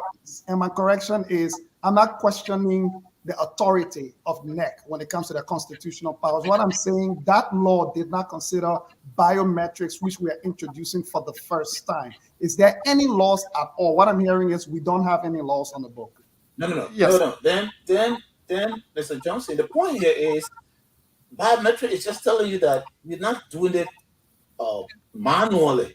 That's the whole key. Like Zan explained, doing OMR, we're doing things manual. For instance, you come, I take a pen, write your name. This time I'm using computer, it's being stored, and then your picture was taken manually. This time it's done on a computer where a dialog box will come, and then probably if Mr. Johnson's ear is not shifted well, I mean, the trackmark will be in red. If one of your eyes is closed, of course, it will. So once everything is blue or green, it means you are sitting properly. So that's the only aspect. But the law remains that. Let Zan help me out here, because biometrics is way more than that. Mr. Johnson, we have to move on. Okay, let's finish this up. I know where Leo is coming from. You're talking about the potential for cyber attacks and all of that. Excuse me for a second. I'm sorry. I'm asking you guys to please keep your answers very brief, because we have to move on to other panelists here. I also want to welcome, I had an oversight, didn't welcome Mr. Gray to the show. Mr. Gray is also been added. He will be also coming to ask you guys questions as well. So Mr. Hassan, could you briefly answer Mr. Johnson's question and make some clarification quick so we can move on to Mr. Fadiga and then to Mr. Gray? Yeah, Mr. Johnson, I think right where you're coming from is not really whether NEC can be trusted or not. It is the general confidence that the public should have in this level of data being given even to the country. I go to tell you that the Ministry of Post and Telecommunications was advised, I think sometime in 2014, to draft a law for cyber crimes and the protection of large data, which they were supposed to do in collaboration with the LTA and Libtelco. And that was as a result of the fiber being deployed across the country and the potential for all of these things, cyber crimes and all of that. I spoke to Mr. Nyland Kine sometime through the planning of this process, and he said that law was in its final stages. And I believe that if that law was drafted today and agreed upon, it could also help to strengthen the position of the NEC. So it's good that we call the attention of the Ministry of Post and Telecommunications to this, and the LTA and Libtelco, to see to it. Even the NSA was asked to get involved with that, because even if NEC is keeping this data, there should be some level of external protection for our cyberspace. And I think that's where you're coming from. Yes, thank you. Mr. Fadiga, your question, please. All right, good. Man, Leo, how you guys in the hotspot for a minute? I thought you guys wouldn't get out, but great presentation. We like it. One of my question is, what are some of the vulnerabilities with this system? Like every system, there are vulnerabilities, and if someone want to manipulate the system, what are some of the common things? Because I've been seeing a couple of them online in countries that have used this system before. I know other countries, the people use 10 finger. I know we're using only the 2 thumb. So one, I would like to know the vulnerability of the new system. The 2 is, can a system be manipulated to rig an election? Can the system be manipulated to rig an election? Yes. Again, in IT, we are taught not to brag about security. That is a law. Even those who are into cybersecurity, who are into ethical hacking and all of that, we are advised not to brag about security issues, especially for a position like where I sit and you come on the media and you want to defend something. I would want to go the other way and say to you that the NEC has an infrastructure in place that has survived since 2005. And there is a reason for that. There is a secret behind that. The next thing I can tell you is the company that has been hired to do this work, Laxton Group, which is manufacturing the hardware, and Neurotechnology that is producing the software, the back-end solution for the data entry and the deduplication, adjudication, all of that. They have a proven history. Neurotechnology has survived 37 years in this biometric business. They've got some of the best experts in the field. And I would want to say we count on the integrity of these companies, knowing that neurotechnology is involved with managing border control for the entire EU. I mean, it's a privilege for us, Liberia, to be on board with such a company. And Laxton, having done biometric identity and voter registration across more than 11 countries in the last 8 to 9 years, I think it's something we want to count on and relax ourselves a bit and hope that it shall be well with the country. Okay, my last question. I know in Liberia there are rumors, and the reason I'm saying this is I'm sure you guys want to encounter some of these things. We just had a census, and people are still questioning the census. Some people believe that could be used as a means to manipulate some. I don't know how they're going to do it. We know that numbers. It has been alleged that numbers were inflated in certain areas. That we know. Like the southeast and all of something. But how can that affect the election result if someone want to use that as a means to commit fraud? Is that possible? Is Fadiga asked a question, right? Yeah. Maybe it's how we expand when I'm done. First thing, remember that the digital aspect of this process is only the voter registration. That's one. Two, on voting day, which should be done the same way, manual. You cannot be allowed into the voting area without a legitimate neck card. So I don't know. I'm not an RT person, so thank God Zion is here. But let's assume that we concluded on FR that maybe we got like 2.5 million, right? And then maybe there's an inflation up to 3 million. I'm wondering, where do you get the cards now? Because it's not just maybe manipulating the roll, it's also producing cards. So I think we should remain a little positive, because at the end of the day, it is not that because your name is in the system, it means you will vote. No, you still have to produce a valid card. There will be replacement period, assuming that you misplace your card, lose your card by any means. There will be replacement time. So you can come at the voting precinct or the voting center on October 10th and say, probably I lost my card, and just check the roll and you're going to find money. No, in fact, 2017, part of the Supreme Court ruling and mandate to NEC is that there's been no redundant listing. So only those that are on the roll. So, I mean, God forbid. Would those roll be matched with a face? Would that be pictured? Yeah, and so I can expound on that, yes. Okay, so let's take it step by step. Can the election be rigged? Will there be multiplicity of the records? I would like to do a brief review of how we do voting and the counting of the votes for you. Before the day of election, the ballot papers are sent out into the field. On election day, people come to vote in the same places where they registered. There is provision for the very people who have voted to stick around, to stand in the very places where they voted until the records are counted. When those records are counted, they are pasted right outside for everybody to see. That's the first level of transparency. On election day, the greatest power is not with the NEC. The greatest power is with those who vote and those who observe the process. Again, that is a way of freeing the NEC from thinking that it can control the outcome of an electoral process. When we all snap pictures of the outcome in our local areas, those records are then carried to the magisterial office where tally happens. After the tally process, the records again are pasted outside to say, okay,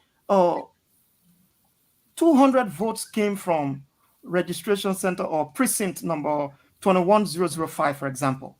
21005 may have maybe 1 or 2 polling places. Those 2 records have come. We have entered them into the system. We've combined from maybe 4, 5, 6, 7 precincts.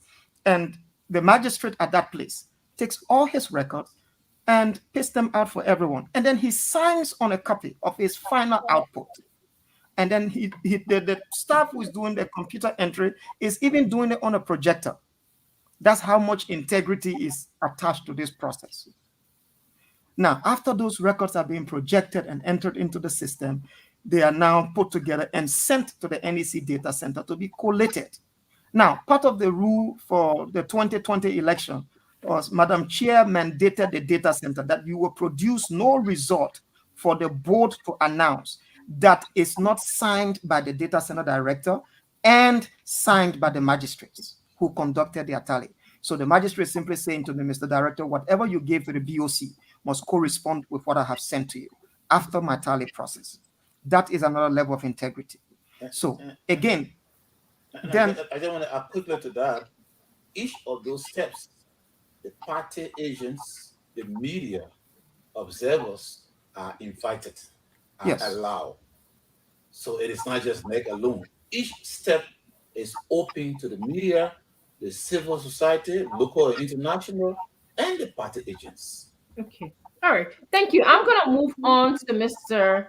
Remy Gray, Colonel Gray, to ask his 2 questions. And then we want to give time for the Liberian people to also get engaged in this conversation and the people in the diaspora for them to ask their own questions. So I'm going to go on to Mr. Gray, and then we're going to go to the phone lines for you guys to have the opportunity to speak to the Liberian people. Mr. Gray. Hope my system works today. Yes, we can hear you. It works. Okay, clearly. Firstly, I want to say welcome, gentlemen, Mr. Flomo and Mr. Zahn. It's quite a Herculean task you guys are undertaking there. I must commend you for your effort. It's never going to be a rosy situation. It's going to be bumpy, but that's the task you guys signed yourself up to do. And that said, I also want to urge our listener that Liberia is a 200-year-old democracy. It has not been the best, and because like other democracy, there are vulnerabilities as well in the system. Our National Archive and Data Management Law primarily governs the way we handle data. So there is a law on the books. And that law has been extended now to include cyber, which will be handled by Telecom Authority and Post and, of course, telecommunications. This is the beauty of law. You adjust as you go forward. That law also governs archivery, like land issues, issues with what we have in our archive. Those things are all accounted for under data law, births and death, vital records. So to come out and say we got no law categorically, I find a problem with that, especially from a non-lawyer, someone who does not have any capacity to do legal research. That said, my concern is I can see where the hula baloo is coming from and lots of doubts on the minds of Liberians about this biometric system going forward, other systems that will be used in our 2023 elections. My first question would be, has this system ever been tried and used elsewhere other than us?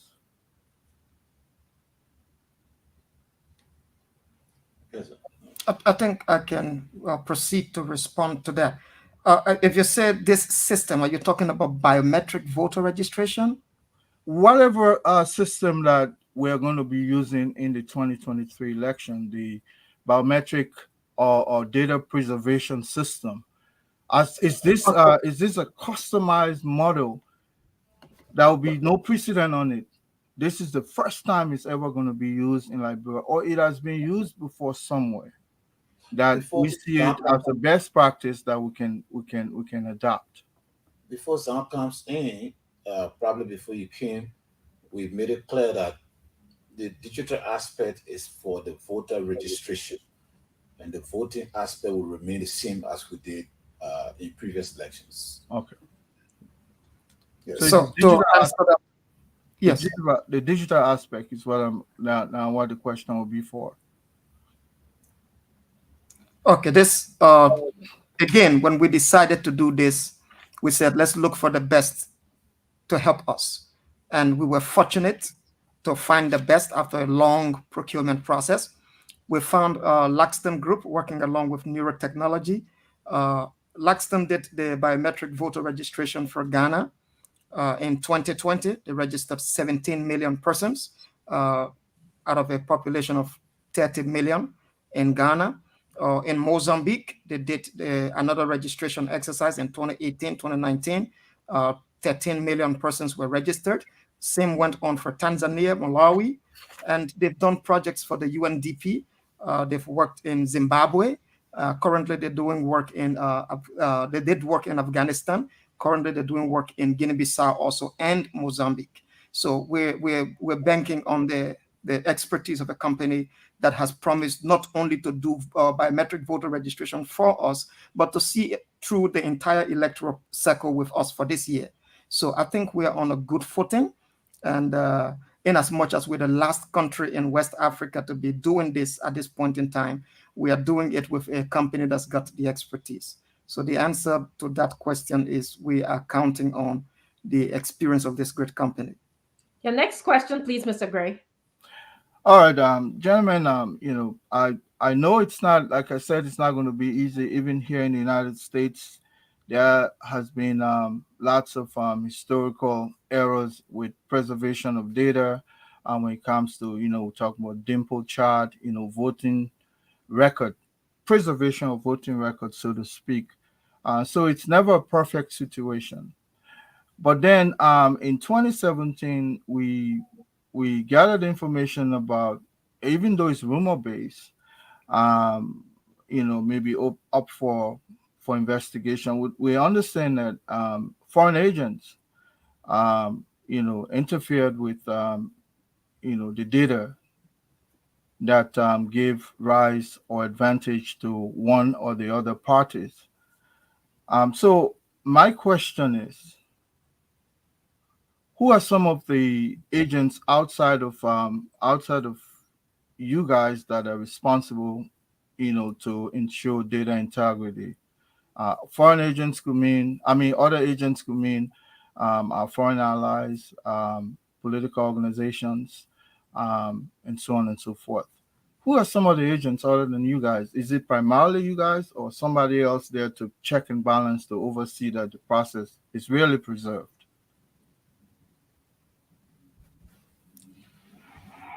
Again,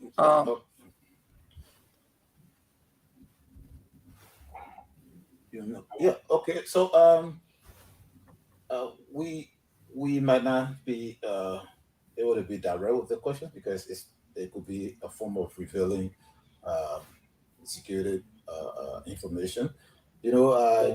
My IT guy is so jealous of our system to the extent that recently we had a team that came from process. UNDP, tried to get some guys to come and help to sort of maybe if there's need to have our website maybe remodel or whatever. And we sat in the meeting for like 30 minutes. My IT guy didn't talk. So when we got out, I'm like, why are you talking in the meeting? He said, Henry, at this time, we are already in 2023. I don't want to talk to anybody about my website. So that's just, I'm like, yeah, but we just have to talk. We're not going to do anything. He said, I didn't even talk because why are you asking me at this time? This is 2023. So that's how jealous the system is. Yes, but it's powered by a local group, Hack Technology. But there are a lot of security. It's not my area, but I just tell you that the way my IT guy behaved, even Zan would not discuss a lot of things. Sometimes it's like I was trying to get a document from the last data from 2017 up to now. I'm still running behind Zan and the IT guy to get me access to that document. Just imagine the past document, the past roll, the 2017 roll coming up to this person. He's telling me it's been locked down for more than a month to go back to the system. It requires a lot of procedure, and I'm being behind there. This is almost a month. I'm inside, imagine that. So That's how far I can go. That even as the communication director, it is not easy for me to just access. I mean, the website is my area, but the IT guy sometimes he just doesn't allow anything. That's how difficult it is. So from since I've been with NEC since 2017, I've not experienced any major thing in terms of someone. I mean, I've heard of attempts, but I've not had any experience of somebody infiltrating. So I believe that it's going to be even more stronger as we go on. But yes, locals are there, but maybe in the diaspora, you feel that Liberians are not strong enough RT-wise to protect. But I think the records tells you that NEC has continued. The last registration, things now were around 2.5, and that data was managed. Yeah, okay. So we hope that we can go up to even 3 million, and I have no doubts that my RT guys will protect our website. So, okay, Mr. Johnson, I'm going to give you an opportunity to respond. I know that's something you want to talk to, speak to, but I just want to make a few comments and recommendations to our guests here today. And I'm also being mindful of the time for Liberians to call in. We've been having a lot of problems getting access to the website, NEC's website. So I will love for you guys to please visit the website and make it accessible for us to see previous and the previous election data has been taken down. So. That's exactly what I'm speaking about. When you said the previous election data, what data are we talking about? 2017 results. necliberia.org/results. Yeah. Yes, we've been having difficulty just. I'm on the website right now as we speak. Getting that, except if you guys getting the 305 code. So you keep getting some error. Liberia.org. That is 2022. That is by election results, not a presidential 2017. I'm just on it. Doesn't show me 2017 okay. presidential so election. Please results. work on that. That's a recommendation I like to make to you guys. My second This is the record for 2017, and I wish you could see it clearly on my screen. Thank you for that. So it's up. Thank you. We had trouble in the past getting to it. We're going to review it. I just wanted to be very certain from where I sit. Thank you so much for updating it. We appreciate it because we like to look at the data and do some statistical analysis. So thank you so much. Okay. We'll do our best to keep it available for you. Yes, please do. My question to you is, you are posting, oh my God, this link that people are asked to go on their cell phone. I don't know if you guys can see it. Are you familiar with it? And to what extent have you educated Liberians? Go ahead, sir. No, I'm not seeing it well. That's what. Oh, okay. It's the biometric link. From your yes. Yeah, that's it. And thank all you brought that because I'm a little bit getting a little, on E because we want to talk like this. This will ease a lot. That's exactly what I want to talk about. So I want you guys to explain that to our people, and then I also want you to, if you can, you test them a solar system that will keep our data connected, because I'm concerned about how you're going to transport data electronically from one end to the other without electricity, without solar system power or generator power. So can you also speak to that, just so people can be secure to know that the data is being, is going through, even though I know you're going to get a QR code, a barcode that will say, okay, the data is there. So speak about that, and then we'll have Leon tell us 1 or 2 minutes, and then we're going to go to the phone line. Again, Neon 2 minutes. Okay, so let me talk about the personal data entry platform. But just before I do that, my recent research has proven to me that the LTA and the 2 telcos across the country with the Africa Mobile Network have made a lot of progress in carrying internet to some of the remote parts of the country. Again, when we were planning this election voter registration process, we had thought that it was going to be possible to open all of the 2080 voter registration centers at once. And then we came in contact with budget constraint. We came in contact with that, Leo. It somehow had to make us to change our planning. Yeah, we said instead of opening 2080 centers, now we're going to have to divide the country into 2 phases. And so I was asked, go back to your data from 2020 election, 2017 election, and give us the areas that are densely populated. And so I did a quick query, pulled all of that data, and I noticed that these were in urban areas. And I sat down and said to myself, listen, we can do something to ease the constraint on our people.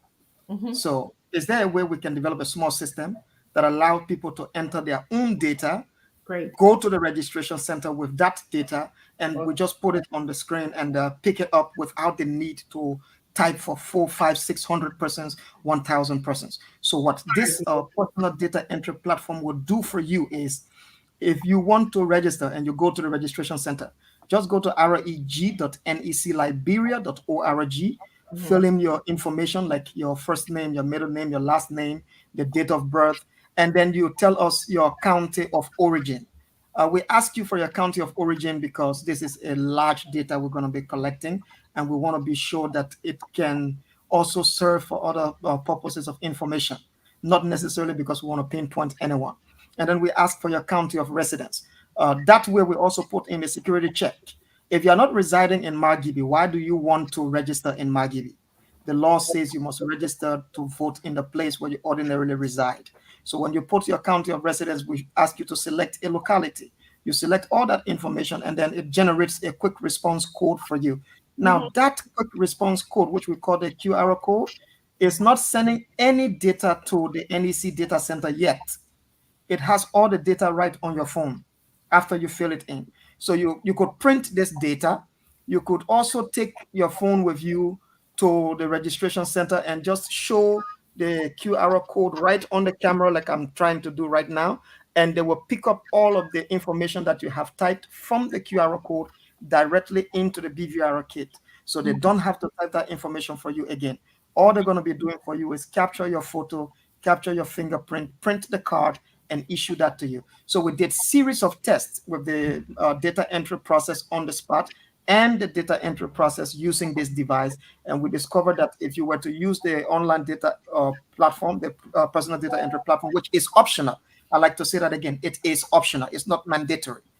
When you do this, it reduces the time by almost 2 minutes. So you have between a minute and 30 seconds, or maximum 2 minutes, to take your photo, take the 2 thumbs, and be out of there. Mr. Zahn, quick question, and I'm sorry, I just have to ask you. I don't want to monopolize the time, but so we in the diaspora, there are many people who are planning to return to Liberia to register to vote and to participate in elections because of the new law, and I've granted us permission to do that. Is that link where we can go and register? Is that applicable to us? Can we use that in the diaspora? So by the time we get to Liberia, we don't have to do so much, we can just take our barcode and go to the election site, the registration site. Did you say you registered to vote? Because it remains your personal data until you arrive at the voting registration center. So can we do that here? Can we do that here? Is that so let's agree that let's agree that phase 1 is running from March 20 to April 11. Okay? And let me use myself for example. Maybe I'm in Ivory Coast and I'm coming home on March 25. And I decide, okay, I want to do all my data entry right on my phone. March 25, I'm going to walk to my house, my registration center right by my house, and just submit the QR code. Yes. That's not an issue. Do I want to do that right standing at the registration center? But if you did this and you come to Liberia when we have closed the center, you say, well, because I did it online, I have to be enrolled in the system. It's not going to work for you. It's going to work for the period when the registration centers are open and available in the county or the locality where you intend to register and vote. As a matter of fact, right now is available only for the first 6 counties in phase 1. So when we go to the phase 2 counties, all the phase 1 counties are going to be deactivated. Okay. I hope that answered your question, please. Yes, it did. Thank you very much. I hope Liberians are hearing. You have to go according to the schedule. This is only going to work. Again, I would just want to chip this in. The data is not being sent to the NEC when you generate that code. the data is on your phone. It's in the QR code. It remains just until the QR code is So presented. it's just a system to house the data. That's what a QR code is until it can be enrolled into next. Yeah, so you're keeping your own data. You don't have. And you can do it for your grandmother or whatever, and then you can just print it on a sheet and keep that sheet. And when you get there, use internet to do it, but you don't need internet to generate a code. You don't need internet to apply the code on the BVR kit. It will read the code without internet connectivity. So can I make this announcement then to people in the diaspora that are returning to Liberia to register to vote, that they can go ahead for phase one? The counties, the counties that you call, they can briefly register themselves, and then when they get to Liberia, go to the registrar center that is pertinent to them, and then just the QR barcode. It's not going to put you at the front of the queue. No, not saying what happens is that when your turn comes, yes, if the person before you took like 10 minutes, you would take like 2 minutes. Okay. That's the whole. Thank you. That's what I just want to, because a lot of parents are returning.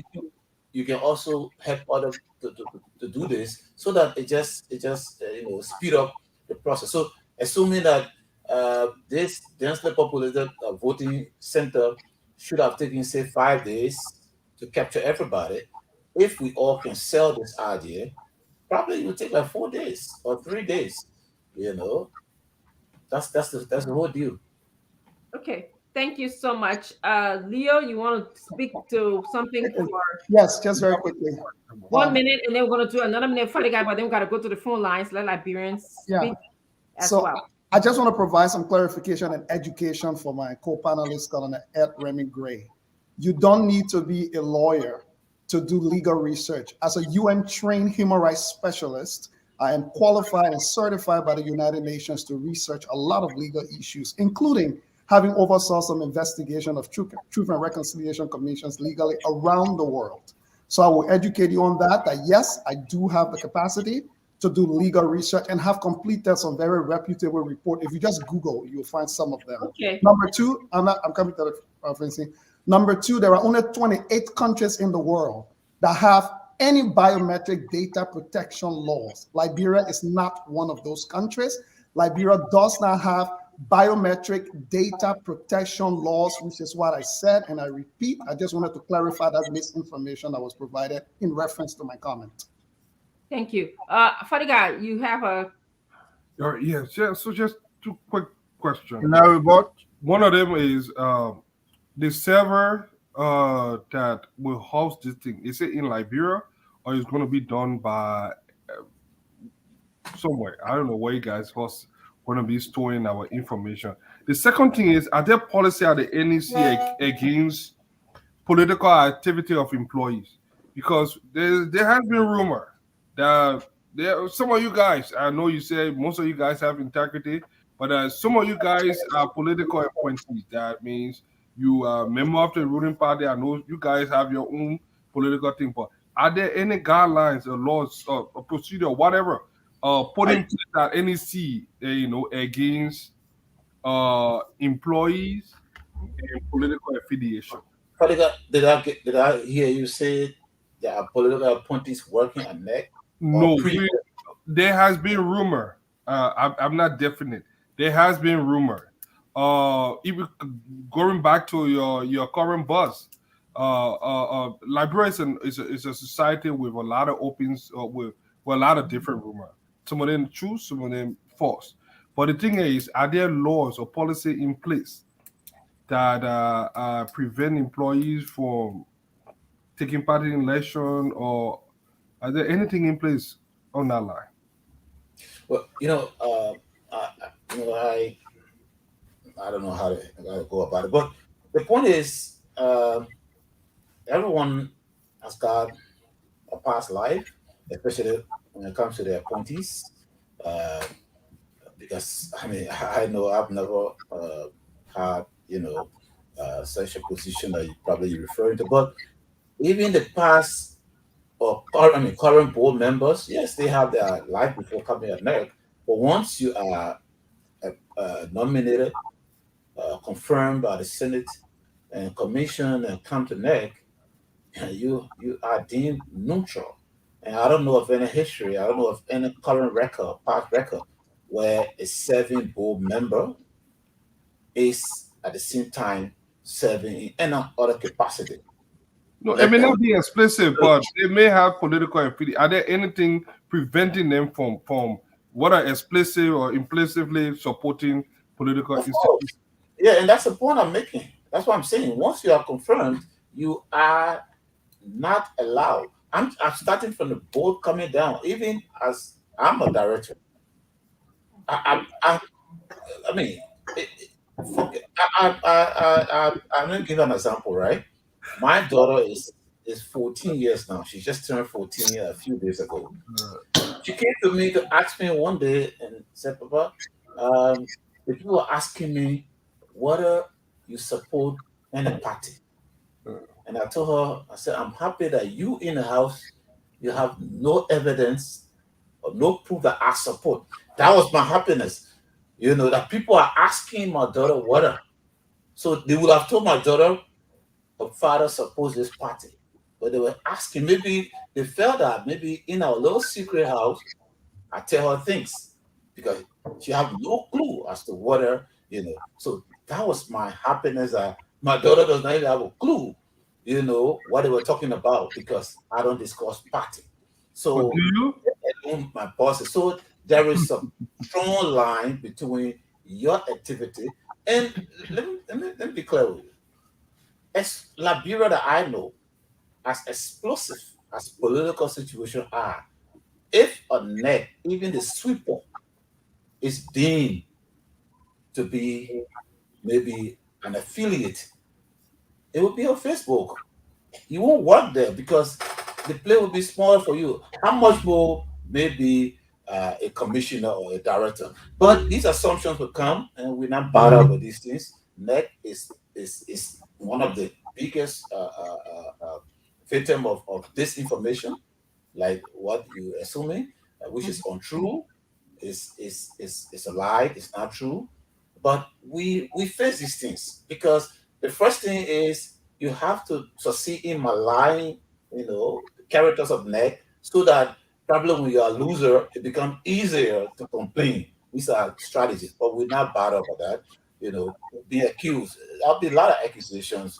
Our past board member, our current, there'll be accusations. But what are the fights? There are no fights, and there cannot be fights because even the sweeper at NEC is prohibited from being not just physically getting into party issue, but just by expression, probably your associates. So we are careful, we are mindful of these things because perceptions are dangerous. Just perception. We might be, and that's why I tell my people, communication, getting to the people is because no matter what we do, the people don't understand. So I was going through the various steps. Each of these steps, we make sure that the media, in fact, we're going to the extent where the media enter, the media practitioner enter the polling, the counting day and put their microphones. That's why we make sure you are accredited. That's why, as I speak, we're making sure even the voter registration, you are accredited because we allow you to enter where anyone will feel. The only place that is not allowed by anybody is behind the voting screen where you go mark your ballot. That's the only place that is secret. Yes. That's why only one person goes there. Unless a visually impaired person who has an aid. Other than that, only one person. That's the only secret we have. Thank you very much, Mr. Fluma. I'm not so sure looking at the look of Mr. Fadiga if he's convinced that you answered. No, I wanted to ask him whether he got but he didn't answer the second one on where the data is housed. But you can answer that. Where you guys? But yeah, that's the same question, Mr. Gray. Well, it's not the data center guys. Yeah, I will speak. And they can't talk about it because of security. I can speak for him once he's here. Mr. Fluma, Mrs. Na, I am really pleased and enjoying your conversation with the Liberian people. I want to encourage you to please come back here because we have many, many questions. I can't even ask you some of my questions because of, I want to give my panelists the opportunity to ask you and for Liberians to also speak to you. So please don't be a stranger to our radio station. please come back again. Let us know how things are progressing. Like I said to you, please prepare for Liberians in the diaspora, because many of us will be returning to Liberia now that we can register to vote and to participate in elections. So please make a caveat in your planning process for us. So I want Nelson then to please come on. And Mr. Gray, I know you had something to say, but whatever you had to say, can we just rechannel some of our conversation in the back? I know you wanted to respond to you, but yeah, well, no. I mean, it's just that also in the academic arena, sometimes when people distort, you have to have the ability to rebut. And especially with the function of the Elections Commission, which has a quasi judicial role to play in our system. When there are some distortions, you have to. It's like what I'm trying to say is that if a medical person does the research, can we have a truce on this and then exactly? Yeah. I am trained. No. If a medical person conducts a research, can we do this after the that's a flawed argument. There's no need for guys, okay, one at a time. Mr. Gray, I beg your indulgence, Mr. Gray. I beg you, since we got. Here's what I'm going to say. I'm going to ask Leo to share his research. Okay, it's okay. So that we'll talk to you in the back. We got a chapter for that. Thank you so much, Mr. No, I can't Google. Just share. Right. Okay, guys, we got guests here. Thank you. Just share with me. Mr. Colette, please ask Liberian people if they have questions for our guests, Mr. Flomo and Mr. San, to please ask them their questions. This is open format and a pleasure to have them here with us today. And also, when we're done with the Liberians, we're going to go to the Diaspora number where they will call you. And I want to say that I'm going to take at least 3 questions from the commenting section, if we can, to ask you guys as well. All right, go ahead, Nelson. Okay, folks, to call tonight, you can put your calls through 08. That's 0777 1075 or 0555 101075. You'll be live on the program tonight. Let's take our first call. Hello, you live. Good evening. The panelists, and this is the voice of T. Patrick. I'm joining you tonight from my Tokyo community. Tonight, my attention has been drawn quickly the issue about this publicity when it comes to the voter registration process. Because some of us, we are in this country and we know how election narrative matters can be run.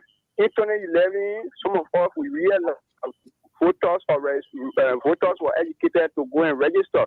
But today, for all indication, even I just from Lapa Bido, I was sitting and even informing other people that registration is expected to start on the 20th, that is on Monday.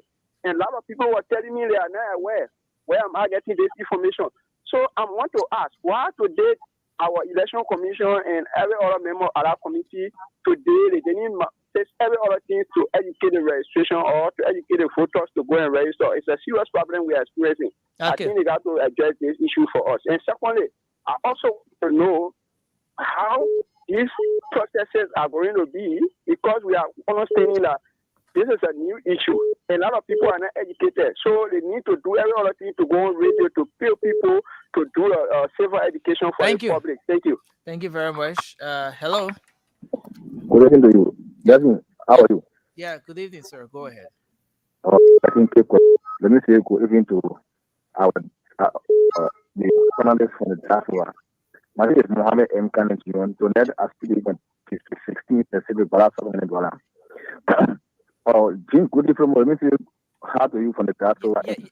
I want to say you cover here to donate. Nothing. For the panelists, Mr. Flomo, I think I have one or two questions for him. Okay? Within this 16 years, we look at within this 16. During the 2011 and the 2017 elections, the Bishop Roman P. Cooper School, the Bishop Roman P. Cooper Memorial Institute in Yucatan, it was a center. Okay? It was a center for the voters. Election process. It was also a center for the voter assistance. But we noted that this 2023 election and technical institutions, it was not choose a center. I don't know what has been during behind that institution. Indeed, they were not sent. I want for Mr. Promo to ask the question. And lastly, you noted that with the country election, all of the countries, the process started Tuesday. What now? If it comes to the election, the process, we couldn't know that because the first six countries, the time frame is very, very much short. From the 20th to the 9th, it's very, very short. It's less than 2 weeks on days. Okay, thank you. So Thank you very much. Very short. Thank you. Thank you. That's what you do and take this person. Hello, you live. How you doing? Yes, sir. Go ahead quickly. Okay, I'm Sablajo. I just want to find out from the studio and the studio girls there. I want to know if the biometric registration will it be the fingerprint that will tell the difference of personnel being registered 2 times? Because, for example, if I register maybe in Lockington as James Brown, and then left from there I went Concord and I said Peter 2, will that be impossible or how can it work out? Thank you. Thank you very much. Hello, am I live on the question. Spoon Talk? You're live on the Spoon Talk. Go ahead. Okay, this is Cabinet Esofana, and I do join the conversation from Clarata. I am a member of CYM, and my goal is to make Georgia a one Boca then also co-president. Please go to the discussion tonight. You have a question for the guest? Our president let me take this time to tell the Spoon family, and thank you for such an organization, and to leave your busy schedule every night to come sit and talk about the issue, what is happening. But then my question goes to the MEC board tonight. Madam Commissioner. No, it's the Director of Communications. Okay, Mr. Director. So my question to you here tonight is that, and after the election, we shall go and exercise our democratic rights. October 10, 2023, for us to remove Mr. Weah from office democratically. If you infringe on our rights, meaning by breaking the election, and it is proven beyond all unreasonable doubt that the election was rigged, what should we do? What should be our next step as the opposition? Thank you. Thank you very much for your contribution. Let's take this person. Hello. Well, good evening. Yes, sir. Go ahead. You're live. Yeah, my name is Stephen Noah, and I call you from Marquesas Boulevard residence. Go ahead, Stephen. Let me say thank you to the Director of Communication, Henry Fumo. I have a question or a concern. Mm-hmm. Knowing fully well that Liberia we do not have a good data system. That is, when you are born in hospital, they capture you as a Liberian, and it is in the data system. And now we are hearing about this online registration. How will you know I am a Nigerian and I want to vote in this election, even though I'm not eligible to do that, but I want to give somebody the edge? I sit home, I fill in that form, and I go and submit it. I change the name, I give myself a Liberian name. How will they detect that indeed I am a Liberian? Because if we have a data system that is set, immediately you put in your information, you go to register, they will tell you, no, you are not a Liberian, you are a Nigerian. Okay, but now thank we you. have encouraging this. How will they detect if somebody goes to register that is not a Liberian? Thank you. Thank you. Thank you very much for that. Dr. Richardson, we're still taking some calls? Yes. 2 more. Okay. 2 more? Yes, 2 more. Okay. Then we go to the Diaspora. Okay, we'll take this person Good here. evening. Hello, good evening. You live. Yeah, this is Paul from I'm coming from Portland. Go ahead, sir. Yeah, I have a concern concerning the registration online. According to the director, he's saying that someone can fill in their biometric information and take it to the registration site with a QR numbers. Why the person is on age and then enter all the information they want to, the one we're doing right now. That's what I want going right now to speak. The other information they get the QR to the registration site, they take their fingerprint and after they get a voting card. Which is very dangerous. Thank you. So you actually fill in the forms and then get a QR and then they do a fingerprint and get in a card. They qualify to run our law. I want to please address that. Thank you very much. We take the final call here now on the line. Hello, you live. Yeah, how you doing? Yes, sir. Go ahead. Yeah, I just want to know. Yes, please say your name and where you're calling from. Oh, okay. I'm sorry. I'm Emmanuel Bala. Yeah, I'm calling from Chicopstown. Okay, go ahead. I want to know as to whether if you have voted before and you went to do the voter registration, what are the prerequisites for getting the new voter card? And if you are a new person, what is also the prerequisite in getting the card? Thank you. Thank you very much. Okay. Can we now go to Diaspora Liberians, please?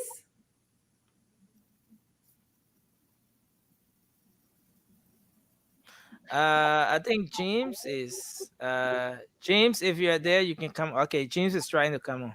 Okay.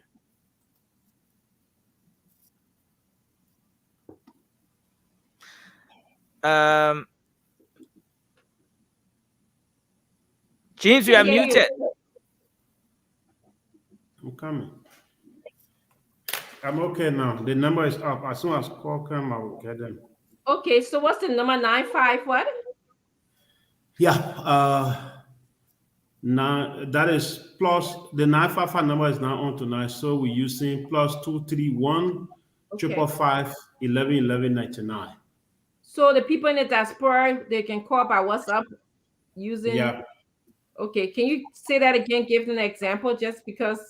Plus 231 555 11 99 is the number that you can call via WhatsApp. I'm sorry that the other number is now on tonight.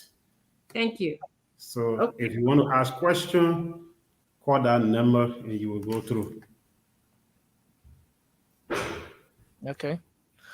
Yeah, as soon as I get call, I'll bring them in. No call yet. Okay. All right. Okay. I have a call. Go ahead. I'm coming. Oh my God, let me get this. I'm coming. Let me get Alex Williams. Yeah, Alex, welcome. Hello? Yes, this is Alex Williams. And firstly, I want to thank the management staff for the conversation. I had a couple of questions that I wanted to ask. But firstly, I wanted to state for the record that there was a research done by the UNDP exercise in Africa, and it has been proven that there are a lot of challenges. A case study would be the 2016-2012 election in Ghana that was taken to court, and even the 2015 election in that of Nigeria. But let me ask you a question quickly. To your panelists or to your guests, there is a question that I wanted to ask with regards to the voter registration and our dashboard. For example, during the census exercise, we had a dashboard where in real time we will know places people were being counted. Is there sort of dashboard that party observers or political party or international observer will know, say, for example, in real time, how many persons are being registered in Center A or Center B and so forth, so that we can all ensure transparency and accountability. So that at the end of the day, we don't have a process where after the voter registration exercise, and then we have an astronomical number. Okay. Question number 2 will have to do with the barcode in the internet and the entire online registration process. You will agree with me that in many cases you apply online, enroll online, and you be able to even do your biometric online, and you can even be able to print your card using, say, for example, CPD and so forth. And so if the entire intent of the exercise is to make easy the process of voter registration, even to assist those in the diaspora, why is it not possible that people are able to complete the online registration exercise? Say, for example, using some like your national identification card or your passport and so forth, and complete the process online so that it gives more people in the diaspora and other places the opportunity rather than going to the center to do that. And say, for example, I know, for example, there are different kinds of barcodes, but I wanted to know if you went, say, for example, in Fubadi, to our voter registration site where there were no internet connectivity. Is it possible that that barcode will be scanned and accessed by your system? Okay. And lastly, I also wanted to know with the issue of constituency demarcation and voter registration exercise. We know as per our Constitution, Article 80 C, D, and E, that after an election, after a census, a threshold should have been set by the national legislature. That census threshold should be utilized by the NEC to demarcate electoral constituency upon which voter registration would be the basis. And so there has been no such thing conducted, and we are now having voter registration exercise. Okay. Are we still going to have demarcation, or are we not violating the Constitution for Liberia? All right, sir. Thank you. So let me get the next caller. They are getting your questions, Chief. They will answer you. All right. So if you want to be a part, just call the number you see on the dashboard. Let me get this. Hello? Bossman, please. All right. When you call, please cut your receiver out. I beg you. Lower your receiver. Hello? Oh. Your name and where you calling from? Hey, I'm Prince PC Colon Jr. and I call you from Texas.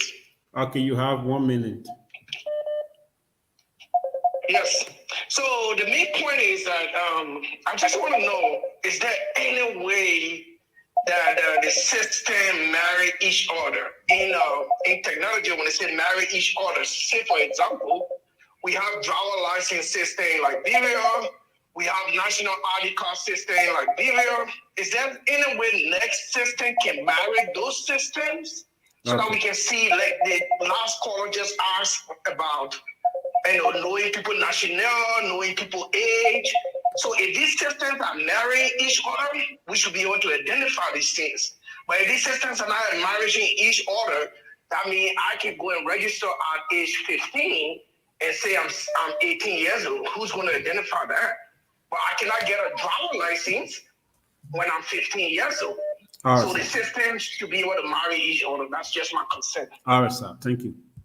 Let me get this. Let me get this caller. I lost this caller on the line. All right, I beg you, caller. I'm the one who lost you. Let me get Sumo. Sumo, welcome. Hey, James, how you doing? I'm okay. Where you calling from? Can you hear me? Yeah, where you calling from? I'm calling from Czech Republic. Go ahead. Yes, so I just want to ask just one question about this entire process. And my question will be about the security aspect when it comes to online registration. So, for example, if I register here, and then I didn't scan my barcode or send my barcode to whatever center that they have over there, and then I could still leave from another district and go to another district. How will you determine, for example, that maybe I register here as Small and then I went to another district, I register as Flomo? And how will you determine that, okay, yeah, this is the same person that have registered in 2 districts and have 2 different cards or something like that? And just in case if I want to use another picture, I could use another picture because I'm taking my own picture and just scanning the barcode, something like that. So I really want to know how that's going to work. All right. So that's my question. Brings us to the end of the phone calls. Liberians would love to continue this conversation with you for the rest of the night, but we all have other stuff to do like you do. So let's just give Mr. Flomo the opportunity to answer your question. He's actually going to be back here. I'm actually committing him to come back here with his colleague to continue this conversation. We think this is very important for the Liberian people. So go ahead, Mr. Flomo, please answer the Liberian people. And I want to say many thanks to the callers. I think they just proved that Spoon TV is still hot. I mean, a lot of followers. I'm sure if you are giving more time, probably won't be able to respond because there will be more questions coming. I'm going to go chronologically, and where necessary, Zan will back me up. CVE sales awareness, for instance. Yes, I'll be the first to admit that awareness so far is inadequate. That speaks to the initial issue of finance and what have you. We got a lot of problems, but we're doing our best. And thank God Spoon has joined us to educate the Liberian people and those who are in the diaspora trying to come, like Dr. Francis just said. But what we've done so far to augment our process is we've established what we call CVE cells, about 81 of them. This is a strategy where community members themselves will educate themselves. There have been some conversation around, we have consultation and what have you, and people have been arguing that, look, you don't take somebody from Maserati, for instance, to come to Bon County and educate people about election. Why not ourselves? So we've established CVE cells. These are cells that are themselves within a community. So they are helping. Yes, I understand. They may not be adequate enough awareness as we expect, but we get in there gradually. We maintain our civic educators, of course. So we've also accredited CSOs, about more than 400 of them. And then they will be using our materials, our messages. Again, it's inadequate, I agree, but we're trying our best. Whatever you are, help us. Even if you are at a Tallying center, help us to make the people to come out on Monday to register. The issue of District 16 with regards to the centers, NEC has the legal power, and that's why 3.2 of the election law says 2 weeks before the first day of the start of the voter registration, you must have published or whatever way to tell the Liberian people where the centers are. In other words, after some level of electoral cycle, we have that leverage to make changes. But we didn't do that. According to the GIS people, especially our consultant on GIS, Mr. Delaney, about 81% of our 2080 centers are maintained.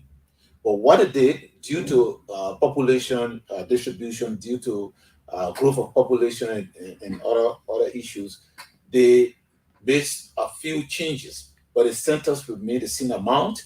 For instance, if you have somewhere that's more populated, for instance, if you see the issue of the area, for instance, around the Dwa zone, few years back, those areas were like forests. Today they are, densely populated. So there were some changes made.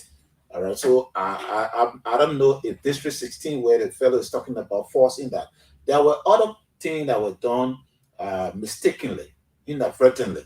Those things have been corrected. Like today, we heard a problem for instance, around the Bona Farm. We had issue in Kakata area. We had issue somewhere in Cape Mount and Bassa. Those were mistakenly done and they have been corrected. So we don't want you to, be upset or get in the street. Just contact NEC. If they were deliberate, we'll give you the reasons why. It will be maybe because of population concentration, or if it was inadvertent, our people will make sure to make the correction. With the issue of the two phases, obviously the same issue of money, as I'll talk about that.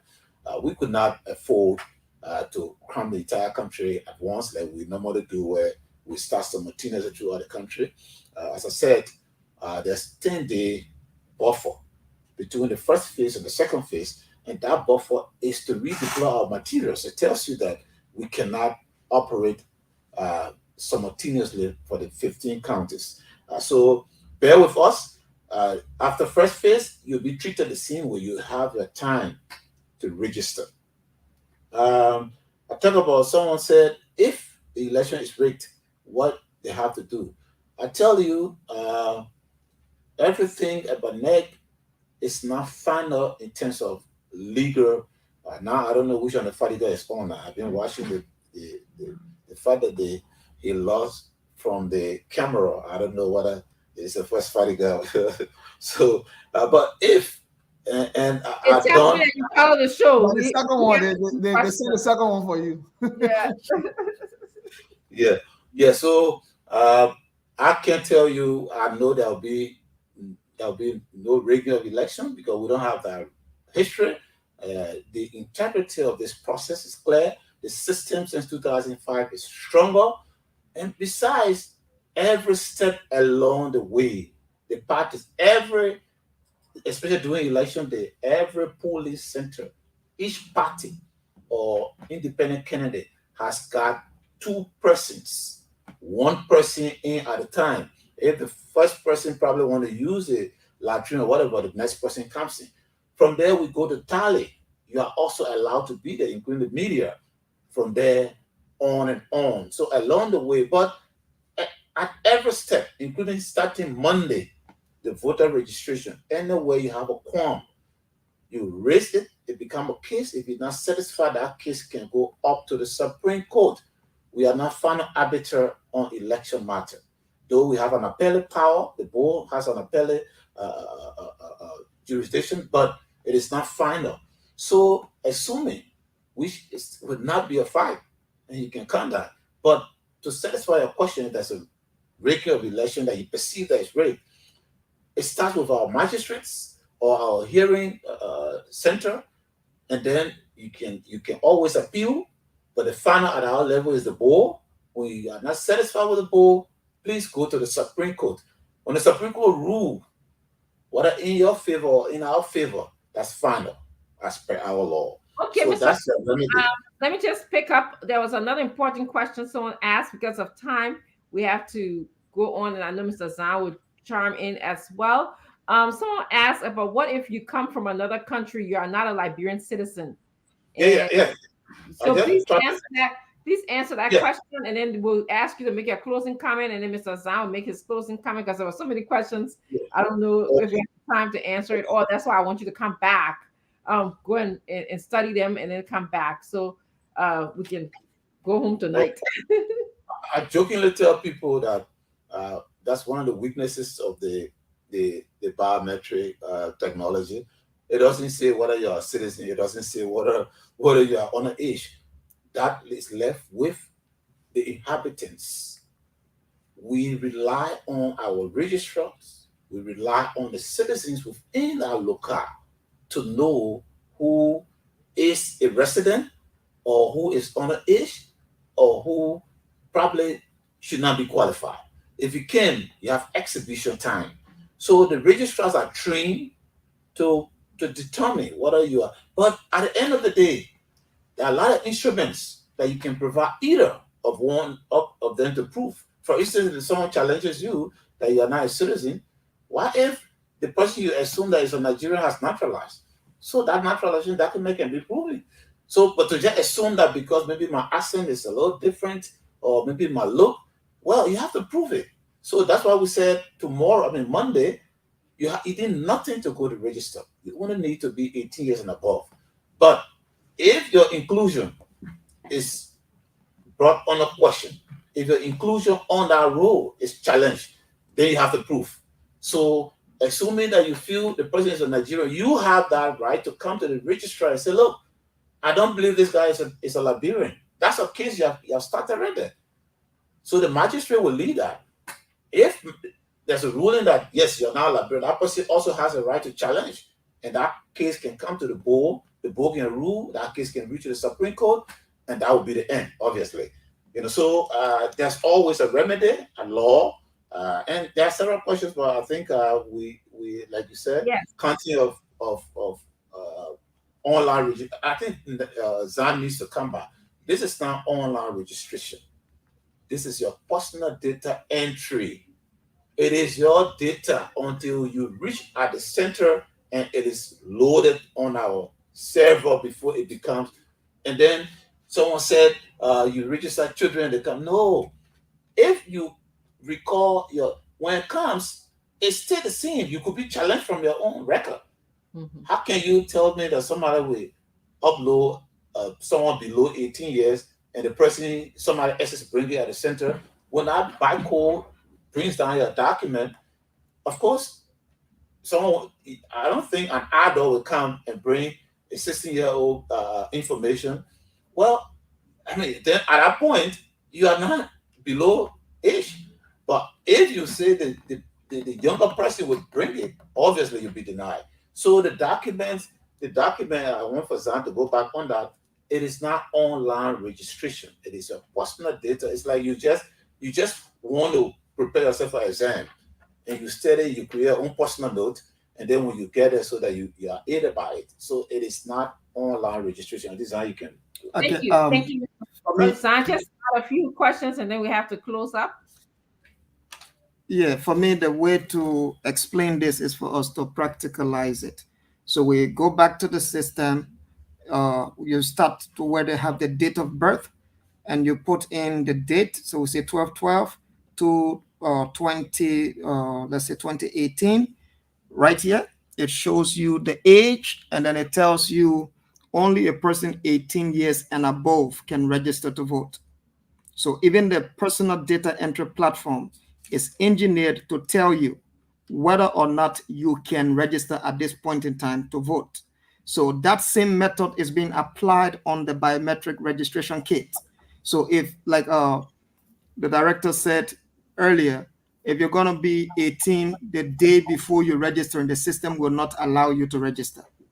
So you must be 18 years of age to be allowed to register to vote. Now, the centralized deduplication engine is also going to do a lot of work that we cannot expose to the public.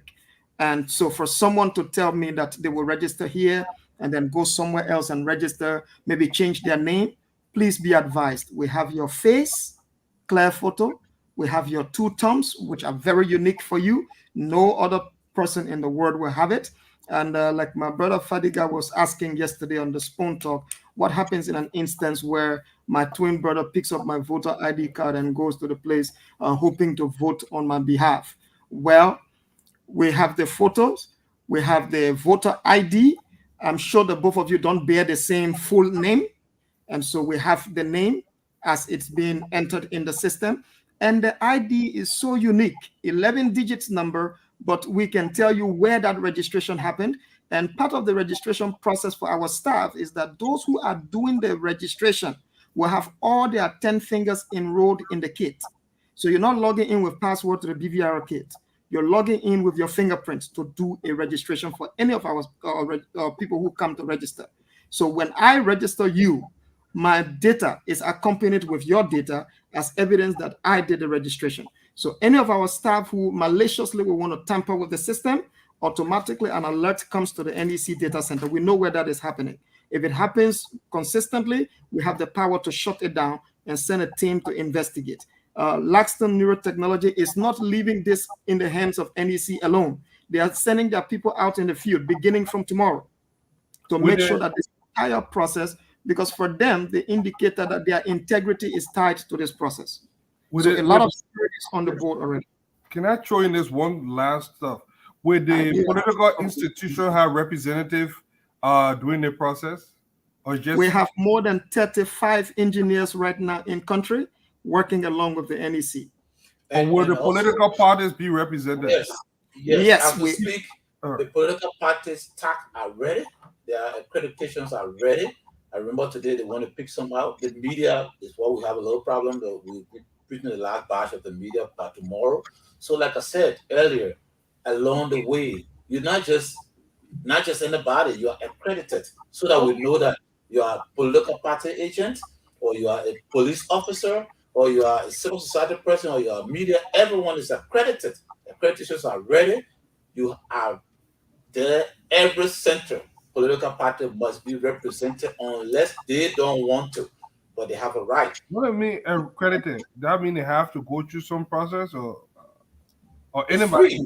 All you need is whatever. Even if spoon, for instance, not just want to maybe send reporters, you want to observe. All you needed to have done was to send a listing. Your legal institution, like I did. What about international observers? Yes. ECOWAS, everybody. Today they were picking up the process. Today they were picking up the process. I want to just tell Mr. Flomo and Mr. Zahn, thank you so much for one question that they did not look at. Okay, go ahead, good day. Can I raise it? This question or these questions came from Alex. He talked about VR before constituencies demarcation, and his second question has to do with whether the registration dashboard will be visible to political party observers, that they will sit at NEC headquarters or whatever place you're going to allocate or specify for them to sit and look at what's happening in real time. Well, I just want to talk about the RPCC framework. Yeah. A single RPCC member, that's the inter-party consolidating committee, a single person can evoke a meeting. In other words, maybe a political party member was passing in Bapolo and he stumbled his toe and fell, and he feels that it was NEC that responsible for that storm. A meeting can be called for that. That's how powerful that framework is. So along the way, so assuming that even they feel that they've been left out, maybe they have political, maybe the observer went late and we already open. As simple as that matter could be, it can evoke an RPCC meeting. So they are the foremost stakeholder at this time. So they are not just accredited, but they are briefed along the way. So yes, it's open to everybody. The process is open. That's why we're saying tomorrow, Monday morning at 8 o'clock, the police have deployed and are deploying in some areas. The police will be there. Obviously, immigration will be there. The media, if it means that we evoke the terms and agreements of the SOPs, where we have a meeting, an agreement with security officers and media people. If you can't get a pass on time, we can evoke the terms of that agreement. So we don't want to give an excuse. So you should be there and cover. So that means you guys got money now. Come again? Just mean you guys got money now to carry on the process tomorrow. Well, last week I said there was no money in. Okay, guys. Allow me to quickly add, especially to the question of the political parties and stakeholders. Madam Chair sent an official memo to the data center through the Department of Operations in December, informing us that the very procedure that was followed in the DC for the 2020 senatorial election must be followed this time around. And that procedure allows the political party technicians to have access to the data center. We have asked the head of the director for political affairs to allow the political parties, technicians, and other stakeholders to have a scheduled visit to the data center from time to time to see what it is we are doing. So we are open and we are transparent in the entire process. Thank you. Thank you, Mr. Flono. Mr. Zahn, I would like for you to come back. Thank you so much for this informative session. I hope our Liberians were listening to you guys and taking notes. We would love to continue this conversation. So I'd just like to tell you guys, thank you again, and please come back again so we can do our closing. Okay, so turn out on Monday, the 20th of March, beginning at 8 o'clock. You only need to be confident that you are 18 years and above. You don't need any document unless you are challenged. You don't need any document. Turn out to the voting or the registration center near you. The law says register where you ordinarily reside. That means you could be from Nimba, but currently you live in Congo Town, where Spoon is. That is your home.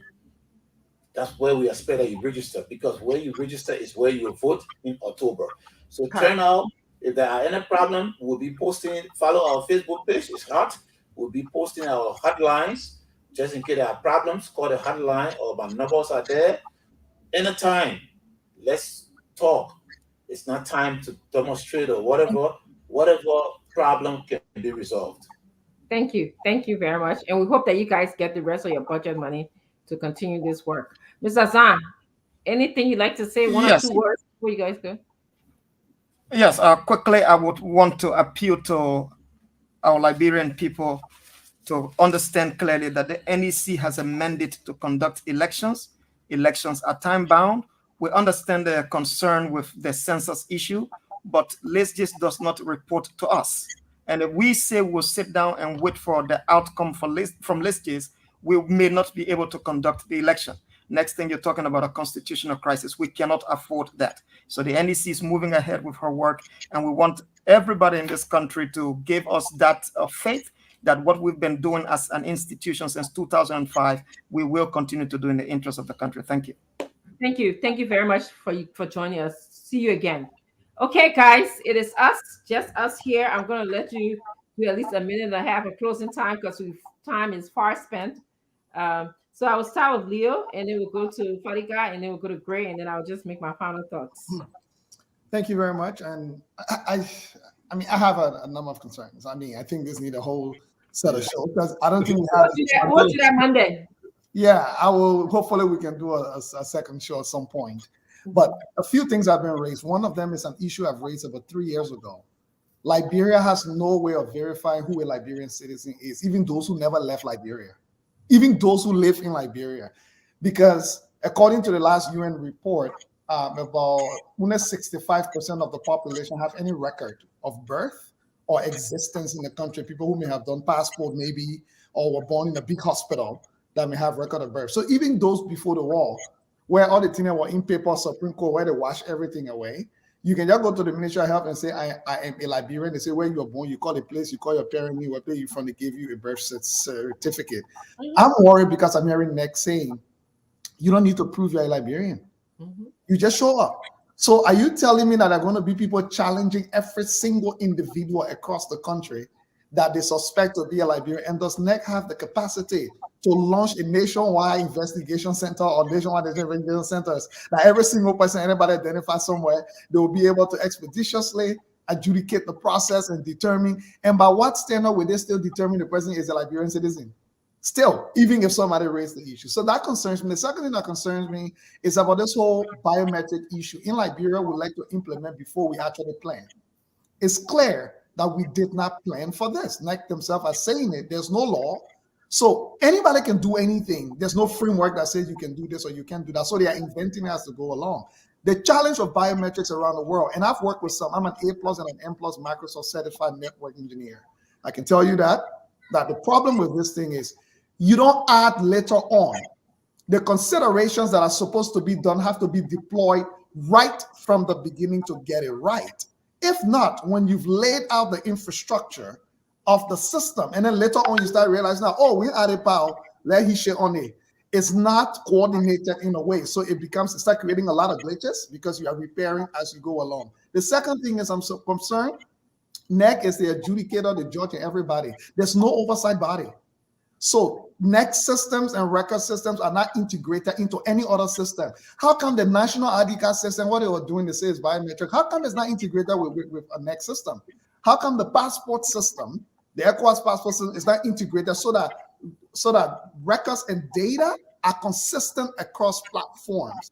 Or else what you may have, someone is in the national ID card database with something that is inconsistent in the NEC voter registration biodata database. And my concern is, my last concern, why deploy a voter registration biometric system without a voting biometric system?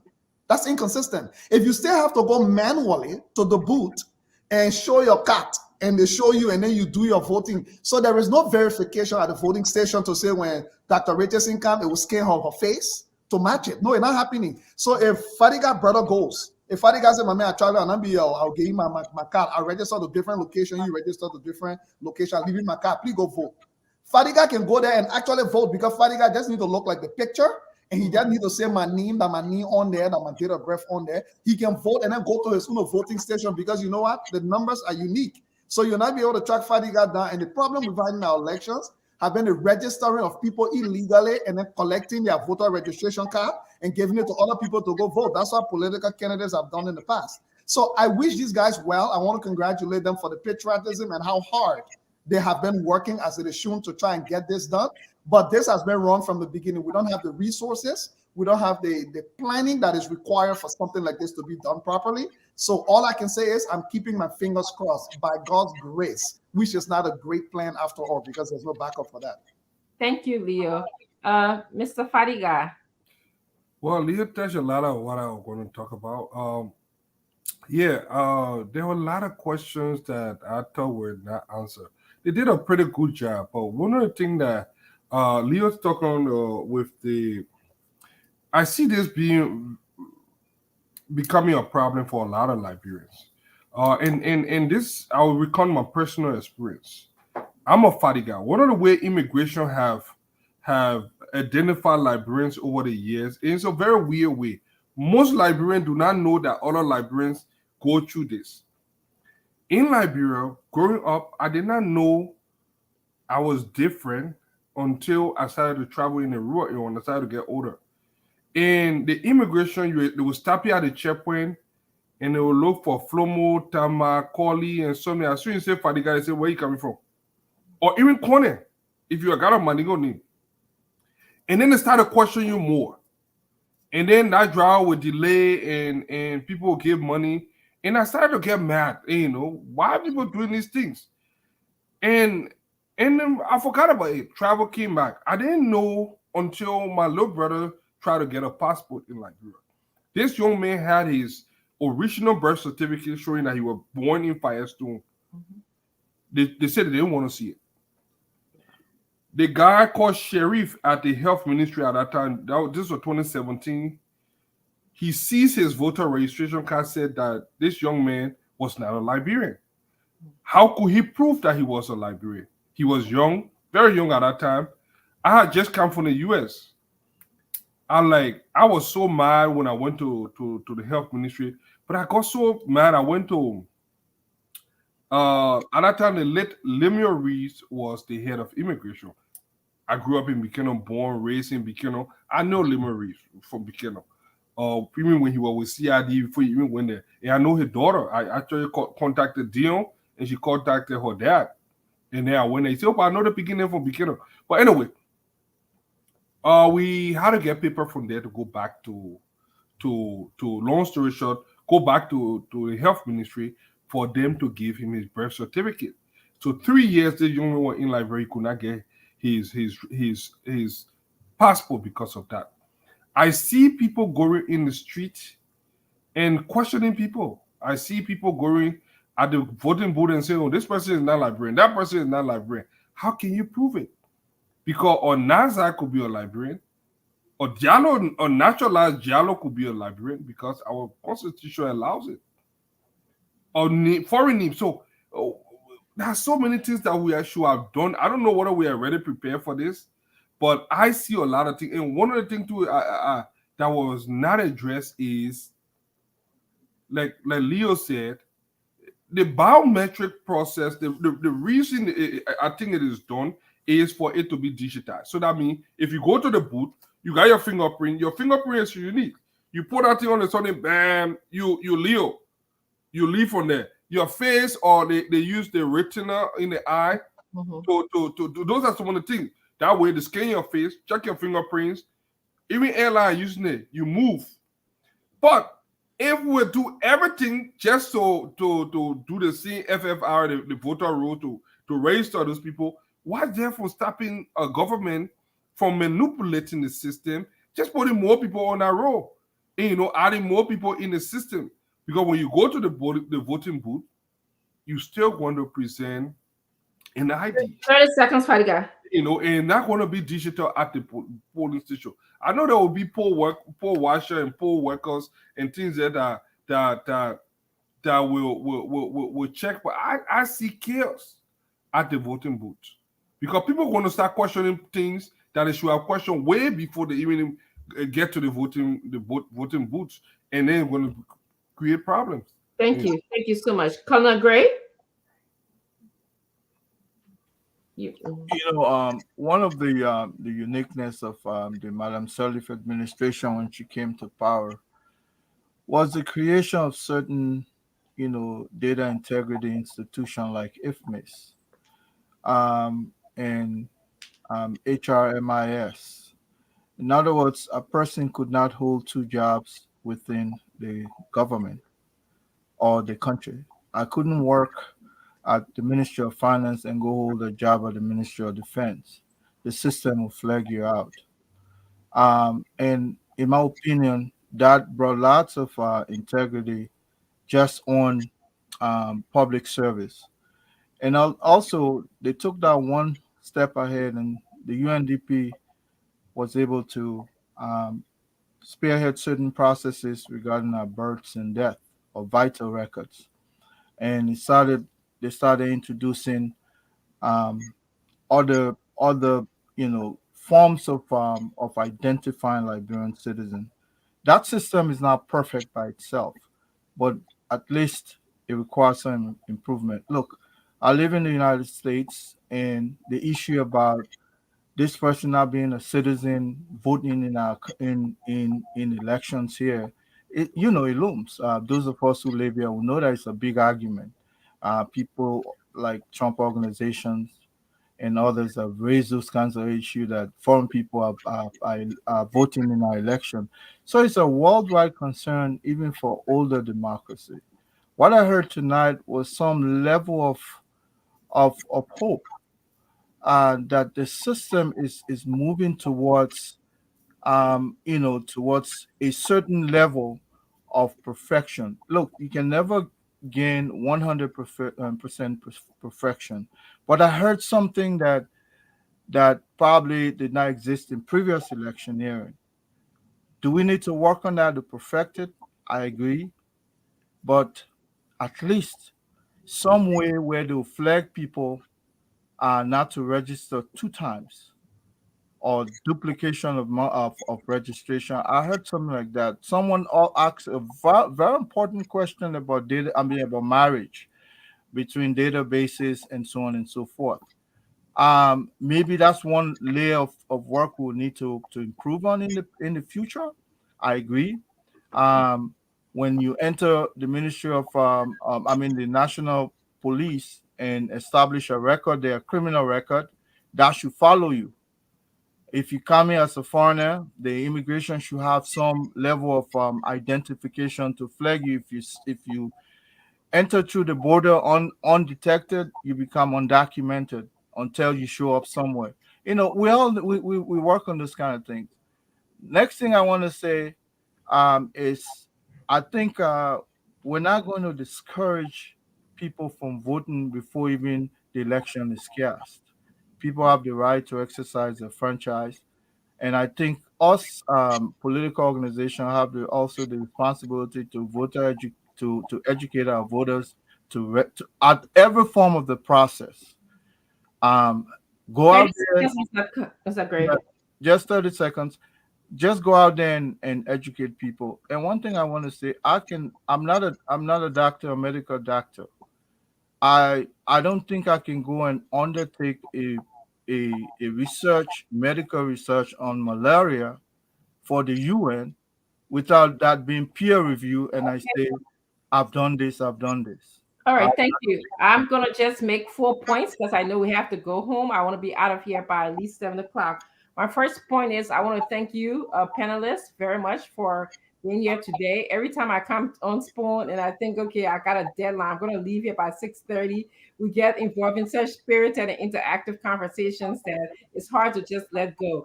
I also want to thank our viewers. I want to thank you, James Goodday. I want to thank all of our callers for just making Spoon the #1 platform. I can tell when you guys are calling and you know what you're saying, that you are listening, and we have become an integral part of the fabric of Liberia society. My second thought was I have some concerns for absentee ballot in the country. Just knowing that somebody might get sick on the day of elections, or somebody might be in a hospital. There was nothing discussed about how this particular group of people might be served, or how they will exercise their democratic rights. So I'm concerned about that. I also had some concern about electricity, the ability for them to be able to transport data virtually and electronically, or synchronized data, given the fact that our country don't have a consistent electricity system. They did say they have solar system going on, and I look forward to them making sure that that is clear. I know I've traveled throughout Liberia. There's certain places that I've gone, even with the portable mobile traveling device that I carry with me to be online. It dies sometimes on me. So, I don't know how that's going to work. I want to encourage Liberians to go and register to vote. It starts on Monday. Make sure that you do that. I want to encourage you in the diaspora. You know how Ghana got built, how Nigeria got built, how Rwanda got built? It got built by people in the diaspora making the sacrifices to go back home to help in partnership with the Liberians, our relatives back in Liberia to build our country. And this is one of the ways that you can do that. Go back home, register to vote. I know it's going to be a lot. It is costly to go back then in October to vote again, to register and then to go in October to vote. But let's do it this year. We hope that we'll pressure the government, or we'll ask the government to make sure that it can put mechanism in place for us to be able to vote in the diaspora. Yes, so October 10, go and exercise your rights to vote. Guys, thank you so much, Nelson, and good day. And we'll see you guys later. Bye-bye. Yes, sir. A special one from the CEO, Stanton with the spoon. Well, folks, we want to say thanks a lot to you out there for making your contributions on the program again tonight, for following the Spoon Talk. Well, the invitation is yours to join us on Monday for another edition of the program. Thanks to all of you who have been following via radio and the different online platforms. My name is Nelson Colette. Of course, James Goode-Flomo has been here, and together we've been handling the production aspect of the show. Thanks a lot. Have for yourselves a good night. Bye-bye.